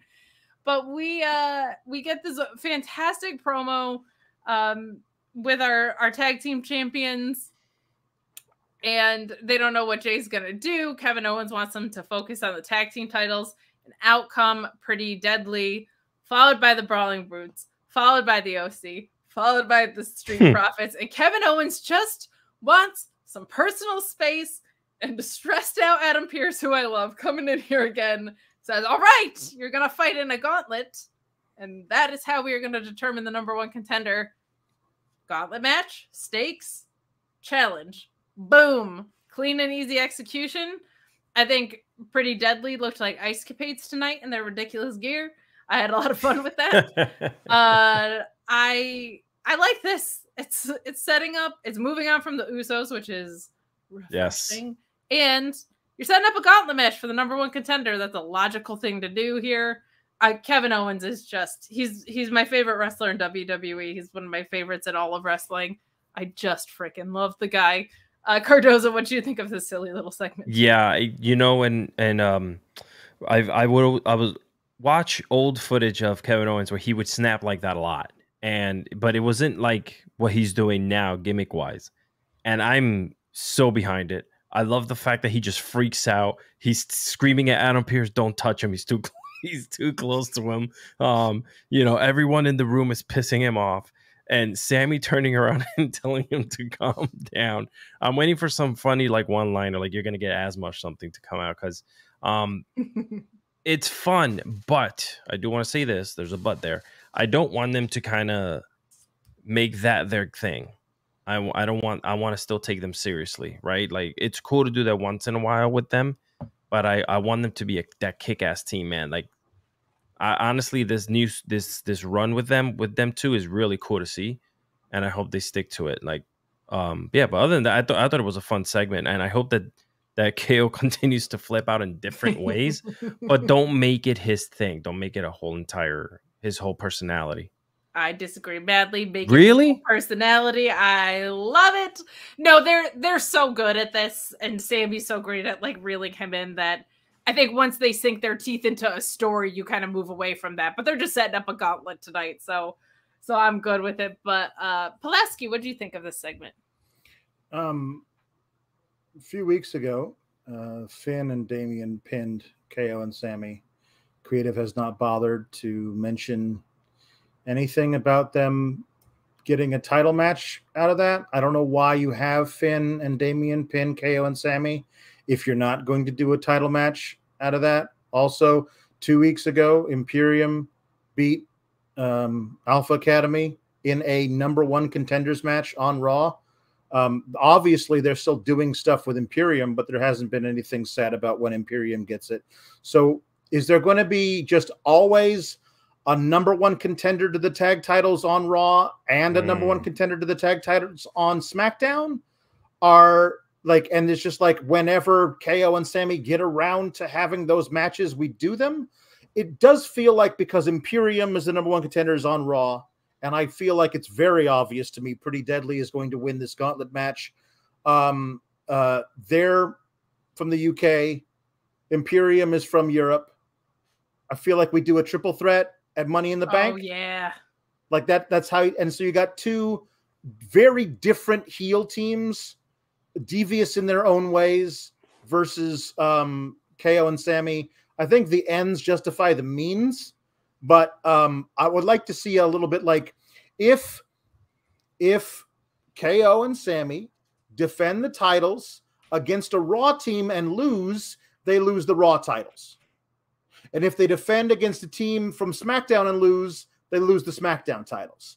I don't like this floating from brand to brand thing.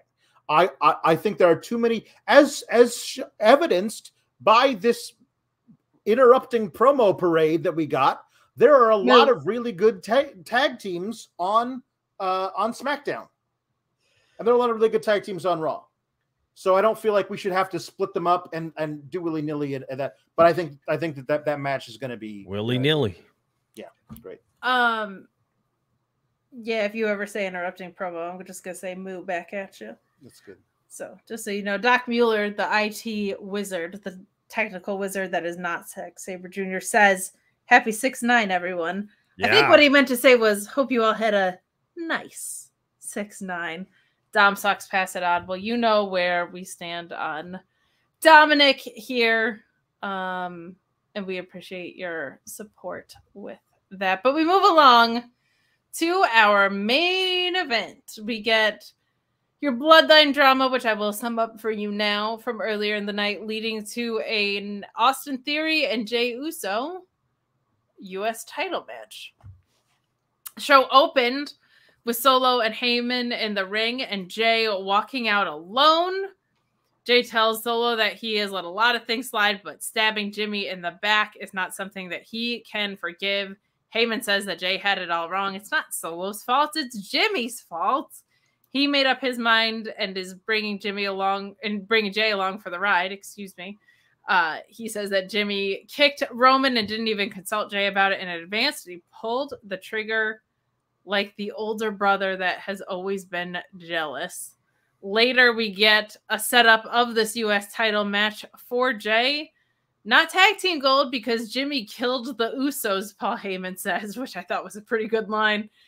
Roman will embrace Jey after he wins the U.S. title and show him the ways of becoming the next tribal chief.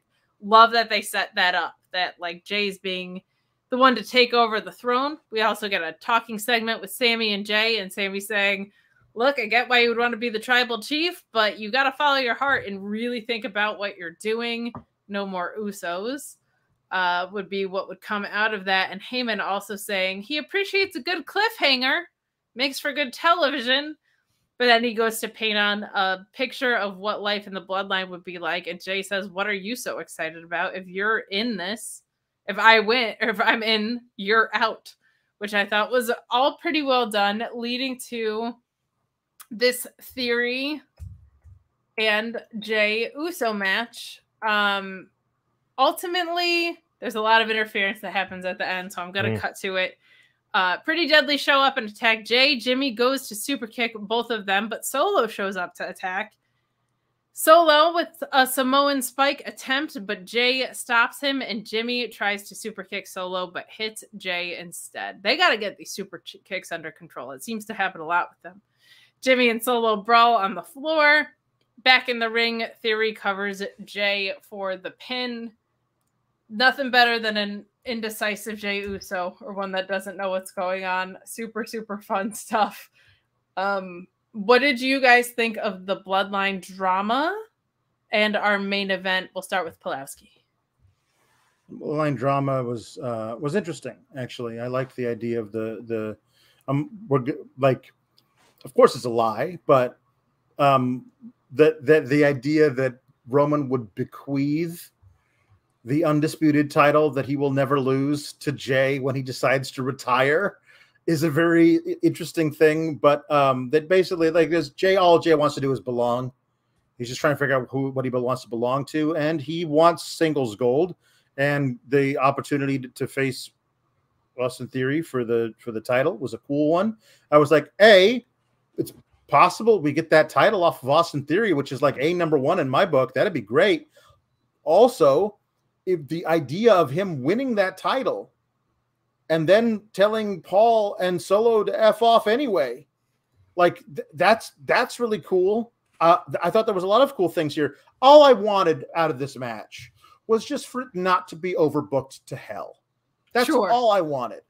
And they booked it all the way to overbooked it all the way to hell and back. Like, you still have never told me why the Yes Boys are henching for Austin Theory.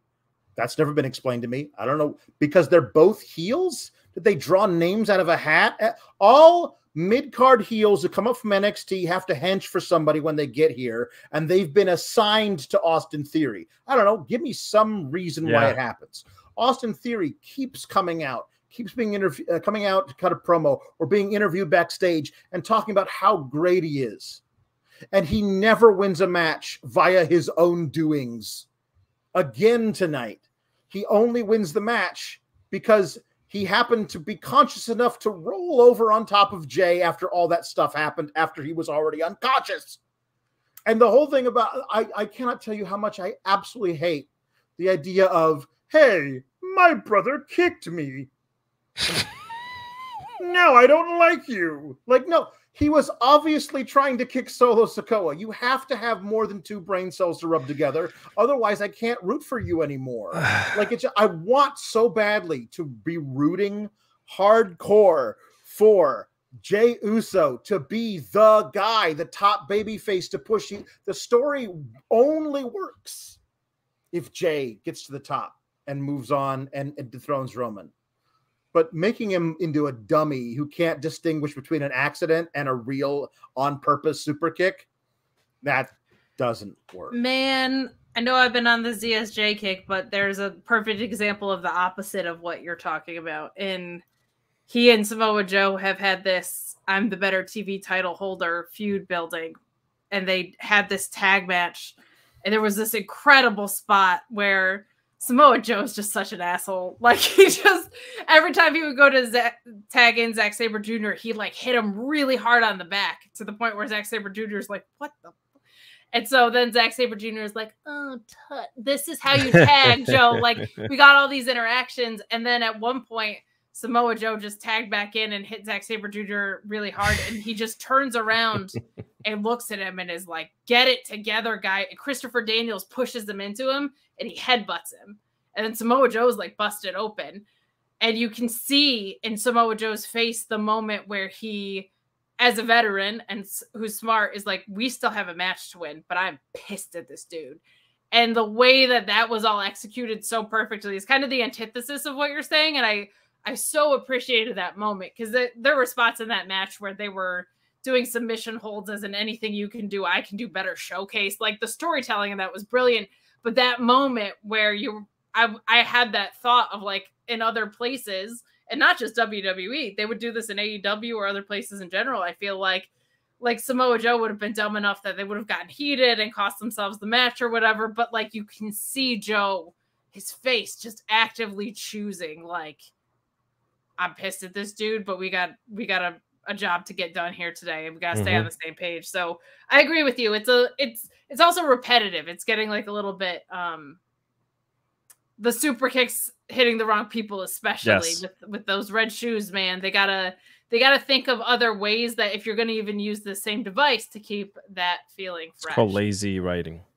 It is. But if you want to keep things feeling fresh on areas of yourself, if things are getting a little hairy in your own parts, fellas, my God, do we have the partner to help you keep your own bloodline traditions. What is happening? Cleaned up. We're playing a Manscaped ad. That's all. Let's be real. Big nasty pubes are gross. You want that tree to stand taller. Sometimes you got to do a little bit of landscaping. Sometimes you got to do a little bit of manscaping. With manscaped.com and that code FIFO, you're going to save 20% off your order and get free shipping. What a deal. And how about this? They've got a ton of deals on that site. They got a lot of bundles, a lot of packages to help out your package. But it's not just your package. It's your body. It's your hair. They got deodorant. They've got shampoo. They've got foot deodorant. They got ball toner. They got everything at manscaped.com. And when you use that code FIGHTFUL, get 20% off your order and free shipping. Just a plethora of different options. Maybe you want to try a little bit of everything. Maybe you just want to try one thing. Well, Manscaped and the code FIGHTFUL will get you there. Make that tree stand taller and trim it up a little bit with Manscaped.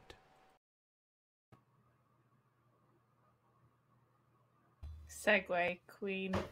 Guys, that was our episode of SmackDown. I wish the matches were longer, but we got some stakes. We got a main event where I didn't inevitably know the outcome. It was all right. They sprinkled a lot of good things, a lot of seeds to make this garden grow. And if you need to keep your garden maintained, manscaped.com. Zip zip. Wait, no. Well, hopefully if you're zipping, you're not having to worry about anything on that side of things. But Alex, you said you were going to leave for I'll leave. Rampage. I can go. I will be watching from afar to see your reaction to the Karen Jarrett happenings. But that's really the only thing that is worth. Because nothing else was.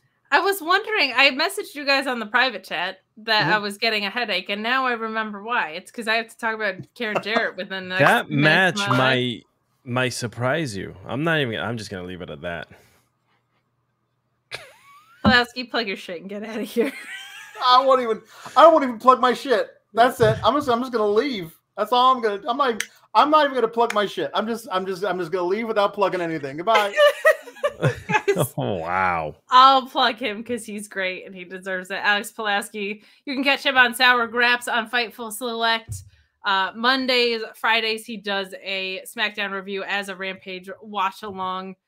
Wednesdays, he is on the Dynamite post show with Sean Ross Sapp, and Tuesdays with me doing whatever we do on Tuesdays.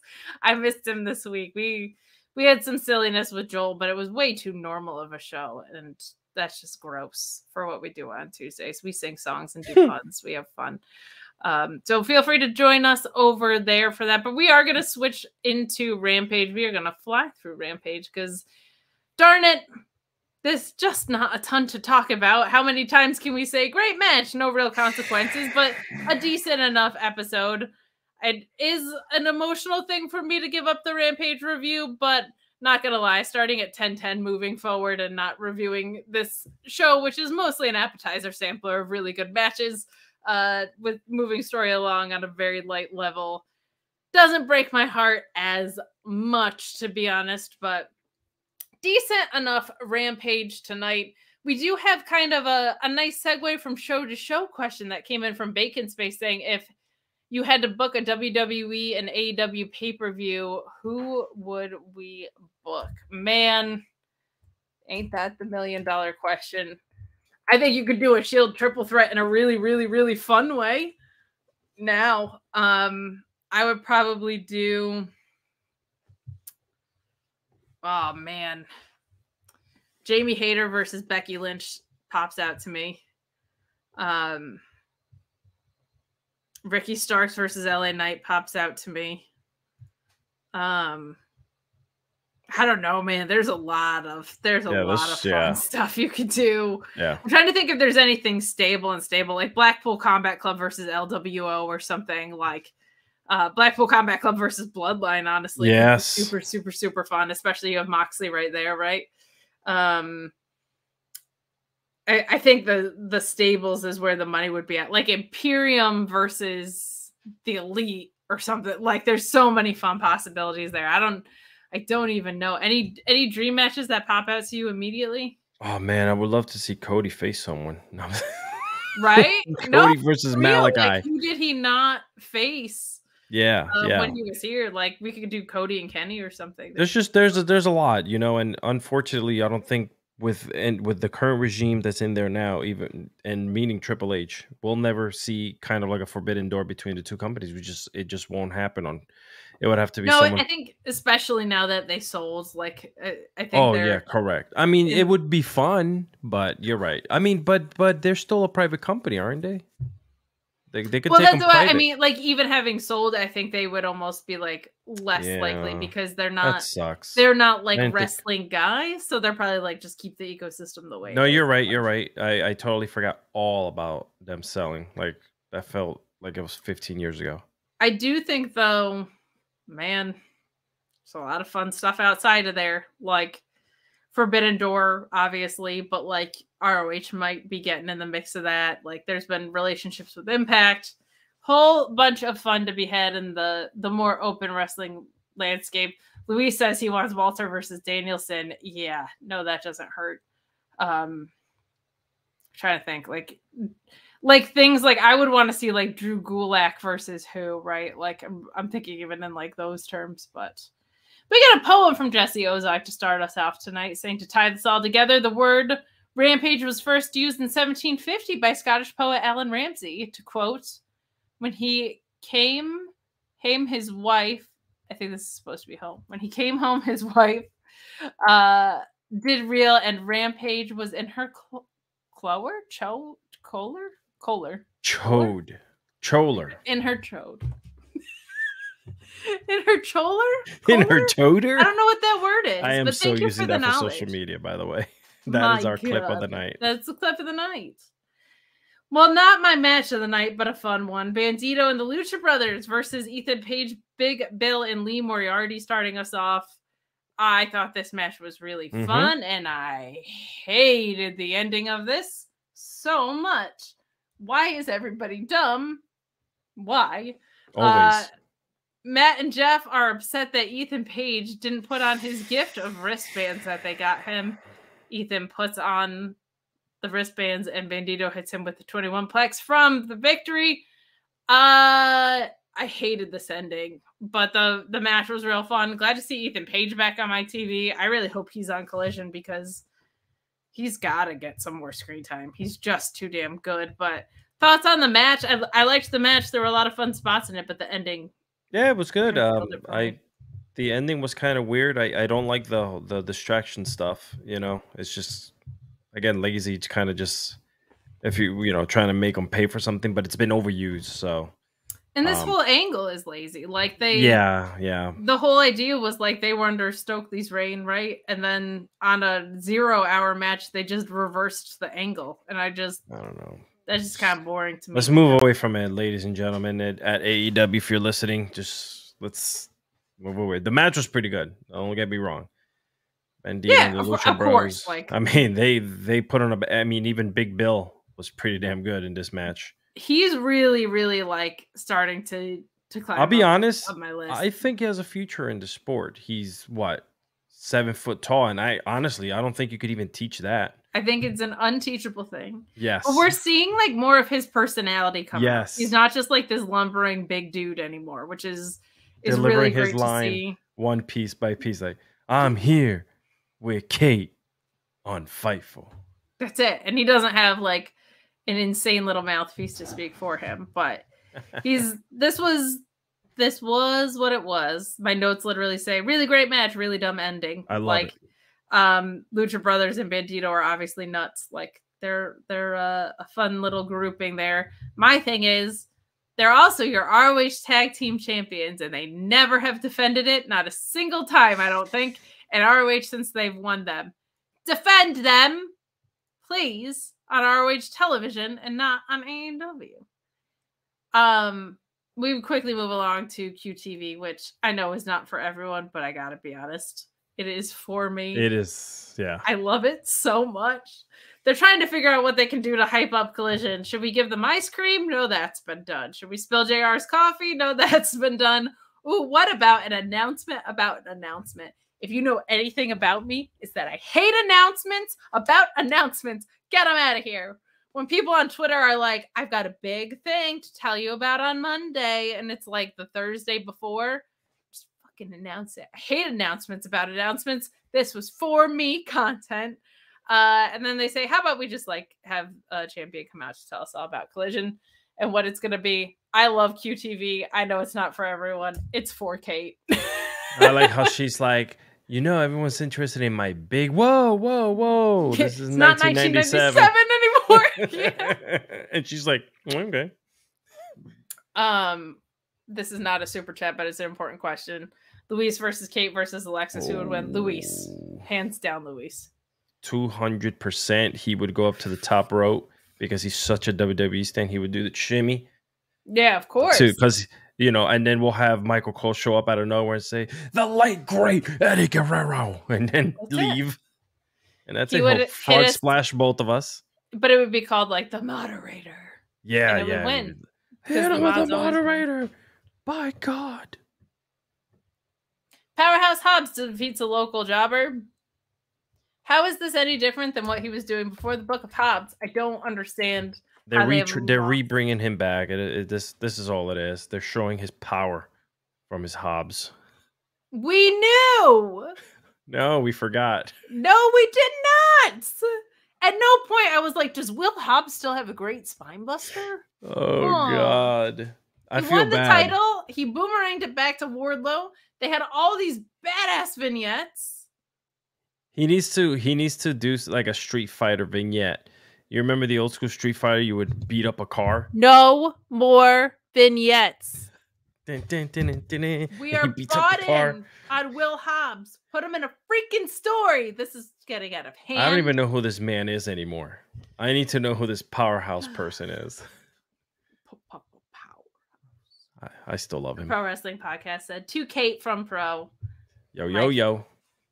Hi, Pro. My fellow CM Punk stans who are like besties with CM Punk. He's always commenting on all of their Instagram stuff. I saw on Fightful Select he might be coming back. Who, CM Punk? Yeah. Yeah, I heard a rumor about that as well.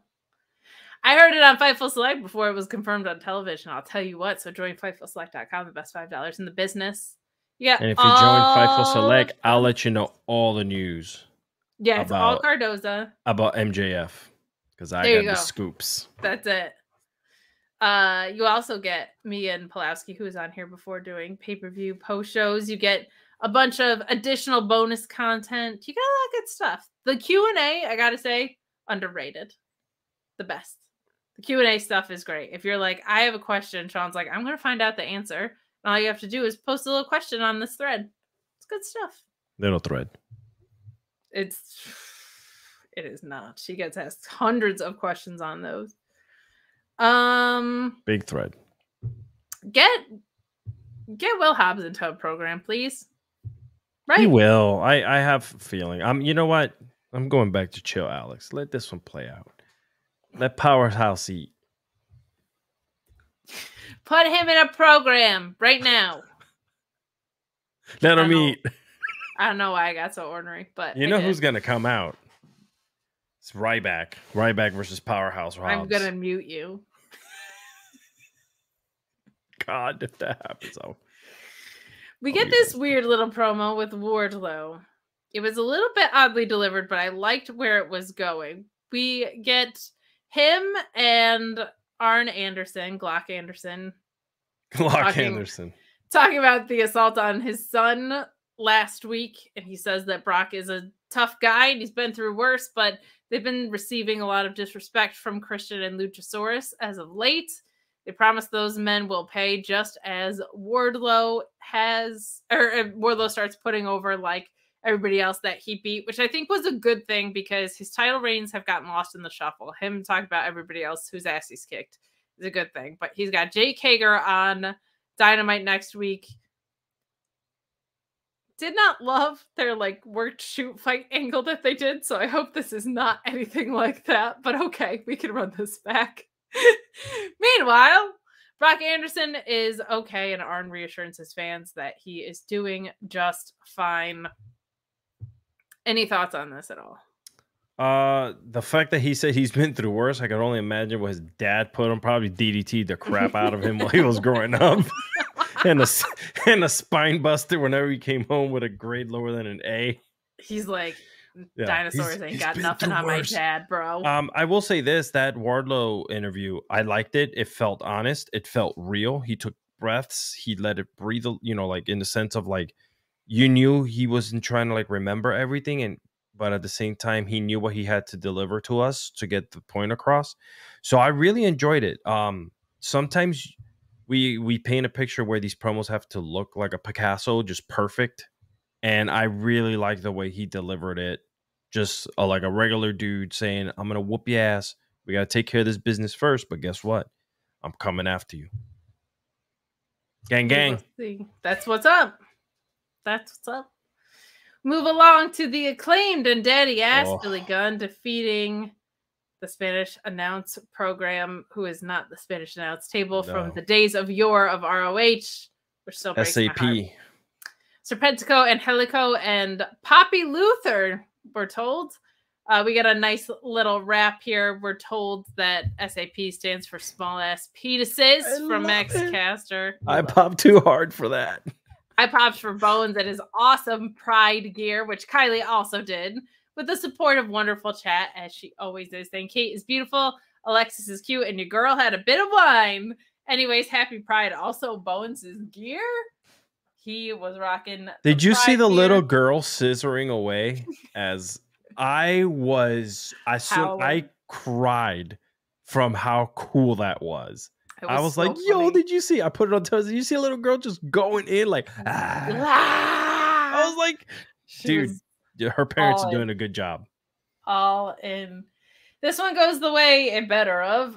You get the Spanish announce table losing here to the Acclaimed and Daddy Ass. No surprises with that. I don't know where you go with this because they already had their title shot. Any thoughts on this? No, I think there's honestly they're going to be setting them up for something sooner than later. So let them continue eating like with Powerhouse. Next up, we get a segment with Karen Jarrett. I'm going to use my inside voice. This is all you hear. To contain the fact. Crickets. I'm going to use my, what is it, ASMR voice? I'm going to use my gentle voice to be self-soothing. I'm going black. Stay that way. Ready? Here we go. No. Go away again. It's going to be a very soothing. I'm going to go off camera too. I'm going to not do that because then Sean will think there is a tech issue and come back on the stream. Okay. Karen Jarrett arrived, and it turns out that Aubrey Edwards is not allowed to compete because of her role as an official. And they should have just done that. Okay. But instead, what happened was Mark Briscoe came out and said that you as a woman can't compete on your own as a ref. But for some reason, there's a complete exception for that in a mixed tag situation because that makes you not biased as a ref. Apparently, if there's two dudes by your side, that's perfectly acceptable. And then Sanjay points out there is a numbers differential. And we find out that Papa Briscoe is going to be on that side, which is cool. But I have to ask, what the ever-loving fuck is this angle? It is stupid. We get 2 women's matches a week, which I desperately hope changes with Collision. But I gotta say, this is not the use of television time that I would like for the women of AEW. And I don't understand why Aubrey is not allowed to compete on her own, but when there's 2 dudes out there, that changes the rules of being a referee, and she is cleared to be in a mixed tag match. Wow. What the ever-loving fuck was this segment? If Papa Briscoe retires Jeff Jarrett for real, I'll retract. But if Jeff Jarrett ever sets foot in the ring again, this angle was a failure. Why is it okay to be in a mixed tag match, but not a singles match? That's the dumbest thing I've ever heard. She has protection. Why did they not put the TV title in ROH on him? Like, what are we doing? Stupid. That's what it is. Stupid. Can't. I hate it. I hate it so much. I'll ask you your thoughts, but I'll be honest, I'm not listening to them because there's nothing anybody can do or say to make me like this. Your thoughts? I want Aubrey to have fun. Sorry, that's all I want out of this. And I don't know, I've never seen Karen Jarrett fight. This family must know something. That's all I gotta say. I don't know who Jeff Jarrett has blackmail on, but yeah. Jesus hell. A better use of women is 4 of them main eventing. We love that for a title shot. We've got Skye Blue, Britt Baker, Nyla Rose, and Mercedes Martinez. Kind of a surprise in this one. We get Skye Blue with the win. I'm not sure how I feel about it. Kylie knows how she feels about it. She says, "Yay, Skye Blue!" in a super chat to us. Thank you so much. Yay, Skye Blue. It feels like we're headed toward Blood and Guts, and it feels like Skye Blue is going to be the one to get the pinfall in that match because she has done nothing but lose up until this point. I think this is going to be the turning point for her. She's been only winning in ROH pretty much, with the exception of a title loss to Athena, but was a really strong match. What did you think of our main event, and did the booking surprise you? I was a little bit caught off guard by this. I was too. When I kind of just went to go turn around real quick to start setting up for our show here, and the bell rings, I turn around and Skye Blue sitting there, and the same shock face that I had, Britt Baker had, and I'm like, what just happened? But again, I guess this is what makes they're trying to make these Rampage shows, you know, not must see, but at least, hey, you don't want to miss this because something's about, you know, something could happen. So I thought that was fun. It was a great surprise, and she's definitely. I mean, if they keep her for the long run, she's another one that, you know, could be the future for AEW. 23 years old, man. The freaking world's in front of her. She could use some more reps and consistency. Like I really like the idea of her being an ROH because I think there's a lot of I think she's really good at, but I think there's some growth that once it happens, she's going to be very next level. And I want that for her really bad. But she's definitely involved in this kind of good girls, bad girls, originals angle.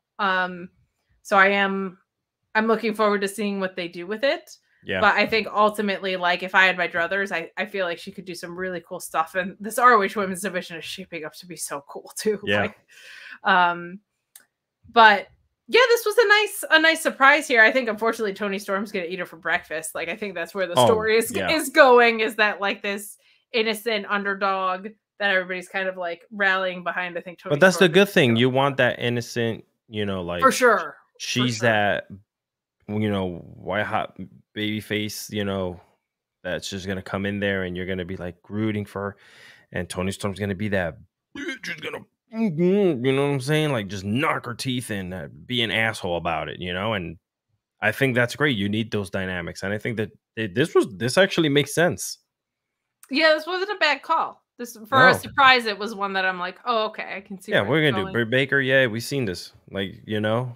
Yeah, and I think you want to do that in a bigger spot too, if you're gonna do that. But some Karen Jarrett research that Luis did for us, and Karen's first and only match ever was a mixed tag with Jeff against Kurt Angle in China in 2011, and that match was a 2-pack of ass. That was not on Cage Match. That was Luis's commentary. And Chris Pereira saying we need a Mark Briscoe simmer down shirt. Yes, the good part of this is that Mark Briscoe's on my television, and Papa Briscoe being involved is all sorts of fun. So yes, I will take it. But guys, that was our main event. We even got the Mark Henry line about it, so I was very happy to see that return. Look at us. Look at us just doing the thing. I know. Look at us. Look at you. Look at us. Oh, stop. Look at you. I always look at you. I always look at you too. And it's because, Alex, I know where to find you. Yes. And if other people want to look at you, where can they find you? Openclavicle.com. It's your number one source.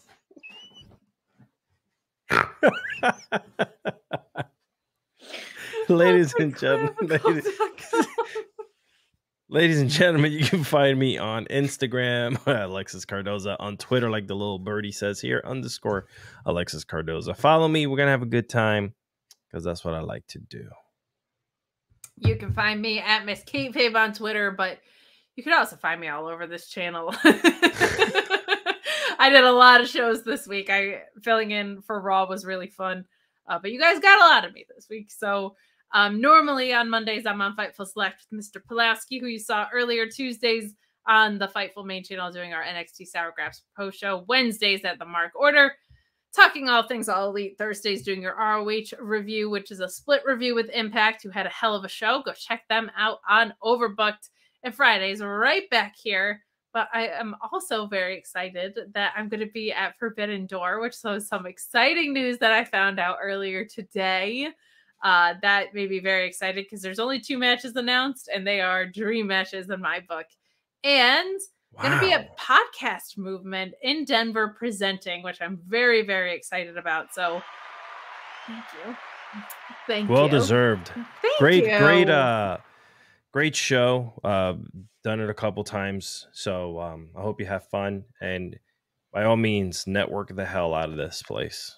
I absolutely will be doing that. Kylie with a last minute chat here saying the mixed trios is dumb, but yet I can't help but laugh. There are a lot of people that feel that way, and good for y'all. I will be running to walk my dog at that moment. But thank you, Rampage, for this last couple months here, almost a year that I've been here with. Yeah, wild. Kate. My goodness. Yeah, this is what brought me into Fightful. So it really is rewarding to be able to hand this off to Iridian and Rick and Cresta. If you guys haven't seen Cresta, my God, like she's just so much fun to hear talk about wrestling, and Iridian is fantastic, as is Rick. So that's going to be awesome. Stay tuned for Rampage updates and your Collision reviews starting next week already. What a crazy, crazy, crazy thing. Time is flying, but this will become your SmackDown review only. We will be starting it at 10:10 Eastern, so stay tuned for those. Thank you guys so much for joining us. This is a blast as always. Have a wonderful evening, and we will talk to you soon. Have a safe weekend. We're out.